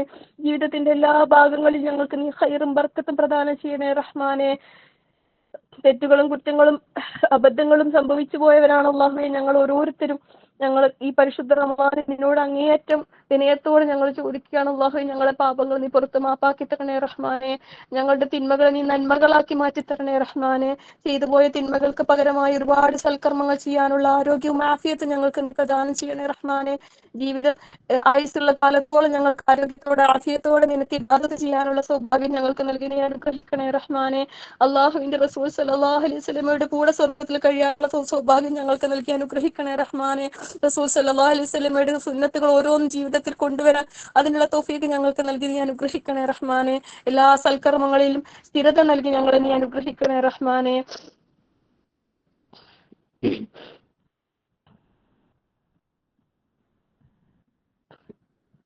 അൽഹംദുലില്ലാ. ഈ പരിശുദ്ധ റമളാനിലെ ദിവസങ്ങൾ ഏകദേശം പകുതി പിന്നിടുന്ന സമയത്ത് അല്ലാഹുവേ ബാക്കിയുള്ള ദിവസങ്ങളും ഏറ്റവും ഭംഗിയായി ഞങ്ങൾക്ക് പൂർത്തീകരിക്കാനുള്ള സൗഭാഗ്യം ഞങ്ങൾക്ക് നൽകി നീ അനുഗ്രഹിക്കണേ റഹ്മാനെ. ലൈലത്തുൽ ഖദ്റിനെ ഞങ്ങൾക്ക് ലഭിക്കുന്ന ആളുകളുടെ കൂട്ടത്തിൽ അള്ളാഹു ഞങ്ങളെ നീ ഉൾപ്പെടുത്തി അനുഗ്രഹിക്കണേ റഹ്മാനെ. ഓരോ സെക്കൻഡുകളും അള്ളാഹു വിലപ്പെട്ടതാണ്. അതിന് ഏറ്റവും നല്ല രീതിയിൽ ഉപയോഗിക്കാനുള്ള തൗഫീഖ് ഞങ്ങൾക്ക് നീ പ്രദാനം ചെയ്യണേ റഹ്മാനെ. ഇനിയും ഒരുപാട് റമളാനുകൾ നേടിയെടുക്കാനുള്ള സൗഭാഗ്യം ഞങ്ങൾക്ക് നീ അനുഗ്രഹിക്കണേ റഹ്മാനെ. ലോകത്തിന്റെ പല ഭാഗങ്ങളിലും പലരും പല രീതിയിലുള്ള പ്രയാസങ്ങൾ അനുഭവിക്കാൻ, പ്രത്യേകിച്ച് വിദേശ രാജ്യങ്ങളിലുള്ള നമ്മുടെ സഹോദരങ്ങൾ അള്ളാഹുവെ ഒരു യുദ്ധഭീതിയിലാണ് അള്ളാഹു. ഇന്നത്തെ ആ ഒരു സാഹചര്യം നീ പെട്ടെന്ന് അത് മാറ്റി നല്ലൊരു സമാധാന അന്തരീക്ഷം നീ എത്തിച്ചു കൊടുക്കണേ അള്ളാഹു. എല്ലാവർക്കും നിന്നിൽ തവക്കുൽ ചെയ്ത് നല്ല ദൃഢവിശ്വാസത്തോടെ സൽക്കർമ്മങ്ങൾ ചെയ്യാനുള്ള തൗഫീഖ് നീ പ്രദാനം ചെയ്യണേ റബ്ബേ. ഇസ്ലാമിനും മുസ്ലിമീങ്ങൾക്കും നീ ഇസ്സത്ത് പ്രദാനം ചെയ്യണേ റഹ്മാനെ. ഇസ്ലാമിനും മുസ്ലിമീങ്ങൾക്ക് നീ വിജയം പ്രദാനം ചെയ്യണേ. ഇസ്ലാമിന്റെ ശത്രുക്കളെ നീ പരാജയപ്പെടുത്തണേ റഹ്മാനെ. ഇസ്ലാമായതിന്റെ പേരിൽ, മുസ്ലിം ആയതിന്റെ പേരിൽ ലോകത്തിന്റെ പല ഭാഗങ്ങളിലും പ്രയാസപ്പെടുന്ന കുഞ്ഞുമക്കൾ, പ്രായമായവരെല്ലാവർക്കും അള്ളാഹു നീ സമാധാനമായ ഒരു അന്തരീക്ഷം നീ എത്തിച്ചു നൽകി അനുഗ്രഹിക്കണേ റഹ്മാനെ. ഞങ്ങൾ എല്ലാവരെയും ഹൃദയങ്ങൾ അള്ളാഹു നീ ഇണക്കി തരണേ അള്ളാഹ്. മുസ്ലിങ്ങൾക്കിടയിൽ നീ പരസ്പരം ഐക്യവും സൗഖ്യവും സമാധാനവും നിലനിർത്തി തരണേ റഹ്മാനെ. ശത്രുതയിലും പകയും വിദ്വേഷവും കൊണ്ട് നടക്കുന്ന എല്ലാ മനസ്സുകളെയും നീ ശുദ്ധീകരിക്കണേ റഹ്മാനെ. നഫ്സുൻ മുത്മഇന്നയായിക്കൊണ്ട് ജീവിച്ച് നഫ്സുൻ മുത്മഇന്നയായിക്കൊണ്ട് മരണപ്പെട്ട് ആ മരണസമയത്ത് യാ അയ്യത്തുഹൻ നഫ്സുൽ മുത്മഇന്ന എന്ന ആ ഒരു വിളി കേട്ടുകൊണ്ടും ഇത് ദുനിയാവിൽ നിന്ന് ഇവിടെ പറയാനുള്ള സൗഭാഗ്യം ഞങ്ങൾക്ക് നൽകി നീ അനുഗ്രഹിക്കണേ റഹ്മാനെ. മരണാനന്തരം നിന്റെ റഹ്മത്ത് കൊണ്ട് ഞങ്ങളെ പൊതിയണേ റഹ്മാനെ. നാളെ ഉയർത്തെഴുന്നേൽപ്പിന്റെ നാളിൽ വലത് കൈയിൽ ഗ്രന്ഥം ലഭിക്കുന്ന സൗഭാഗ്യവാന്മാരിൽ അള്ളാഹുവെ ഞങ്ങളിനെ ഉൾപ്പെടുത്തി അനുഗ്രഹിക്കണേ റഹ്മാനെ. സിറാത്ത് പോലെ മിന്നൽ വേഗതയിൽ കടന്ന് എത്രയും ആദ്യം സ്വർഗത്തിൽ പ്രവേശിക്കുന്ന സൗഭാഗ്യവാന്മാരിൽ ഞങ്ങളിനെ ഉൾപ്പെടുത്തി അനുഗ്രഹിക്കണേ റഹ്മാനെ. ആ സ്വർഗത്തിൽ എത്തിക്കഴിഞ്ഞാൽ അള്ളാഹുവെ നിന്റെ തിരുമുഖം ദർശിക്കുക എന്നുള്ള ഒരു സൗഭാഗ്യം ഞങ്ങൾക്ക് എപ്പോഴും നൽകി നീ അനുഗ്രഹിക്കണേ റഹ്മാനെ. അതിനുതകുന്ന രീതിയിൽ കർമ്മങ്ങൾ നന്നാക്കാൻ ഞങ്ങളെ നീ സഹായിക്കണേ റഹ്മാനെ. റബ്ബനാ ഹബ് ലനാ മിൻ അസ്വാജിനാ വദുർരിയാതിനാ ഖുർറത അഅ്യുനിൻ വജഅൽനാ ലിൽമുത്തഖീന ഇമാമാ. റബ്ബനാ ലാ തുസിഗ് ഖുലൂബനാ ബഅദ ഇദ് ഹദൈതനാ വഹബ് ലനാ മിൻ ലദുൻക റഹ്മ ഇന്നക അൻതൽ വഹ്ഹാബ്. അല്ലാഹുമ്മ اغفر للمؤمنين والمؤمنات والمسلمين والمسلمات والأحياء منكم والأموات إنك مجيب الدعوات يا قاضي الحاجات. اللهم أجرنا من النار، اللهم أجرنا من النار، اللهم أجرنا من النار وادخلنا الجنة يا رب العالمين. ربنا آتنا في الدنيا حسنة وفي الآخرة حسنة وقنا عذاب النار. اللهم يا مقلب القلوب ثبت قلبي على دينك. اللهم يا مقلب القلوب ثبت قلوبنا على دينك. اللهم يا مقلب القلوب ثبت قلوبنا على دينك. اللهم أحينا على الكتاب والسنة وأمتنا مع الإيمان والتوبة. اللهم أحينا على الكتاب والسنة وأمتنا مع الإيمان والتوبة. اللهم أحينا على الكتاب والسنة وأمتنا مع الإيمان والتوبة. اللهم ربنا تقبل منا إنك أنت السميع العليم وتب علينا إنك أنت التواب الرحيم. آمين آمين برحمتك يا أرحم الراحمين. وصلى الله على محمد والحمد لله رب العالمين. السلام عليكم ورحمة الله وبركاته. وعليكم السلام ورحمة الله وبركاته. جزاك الله خيرا كثيرا.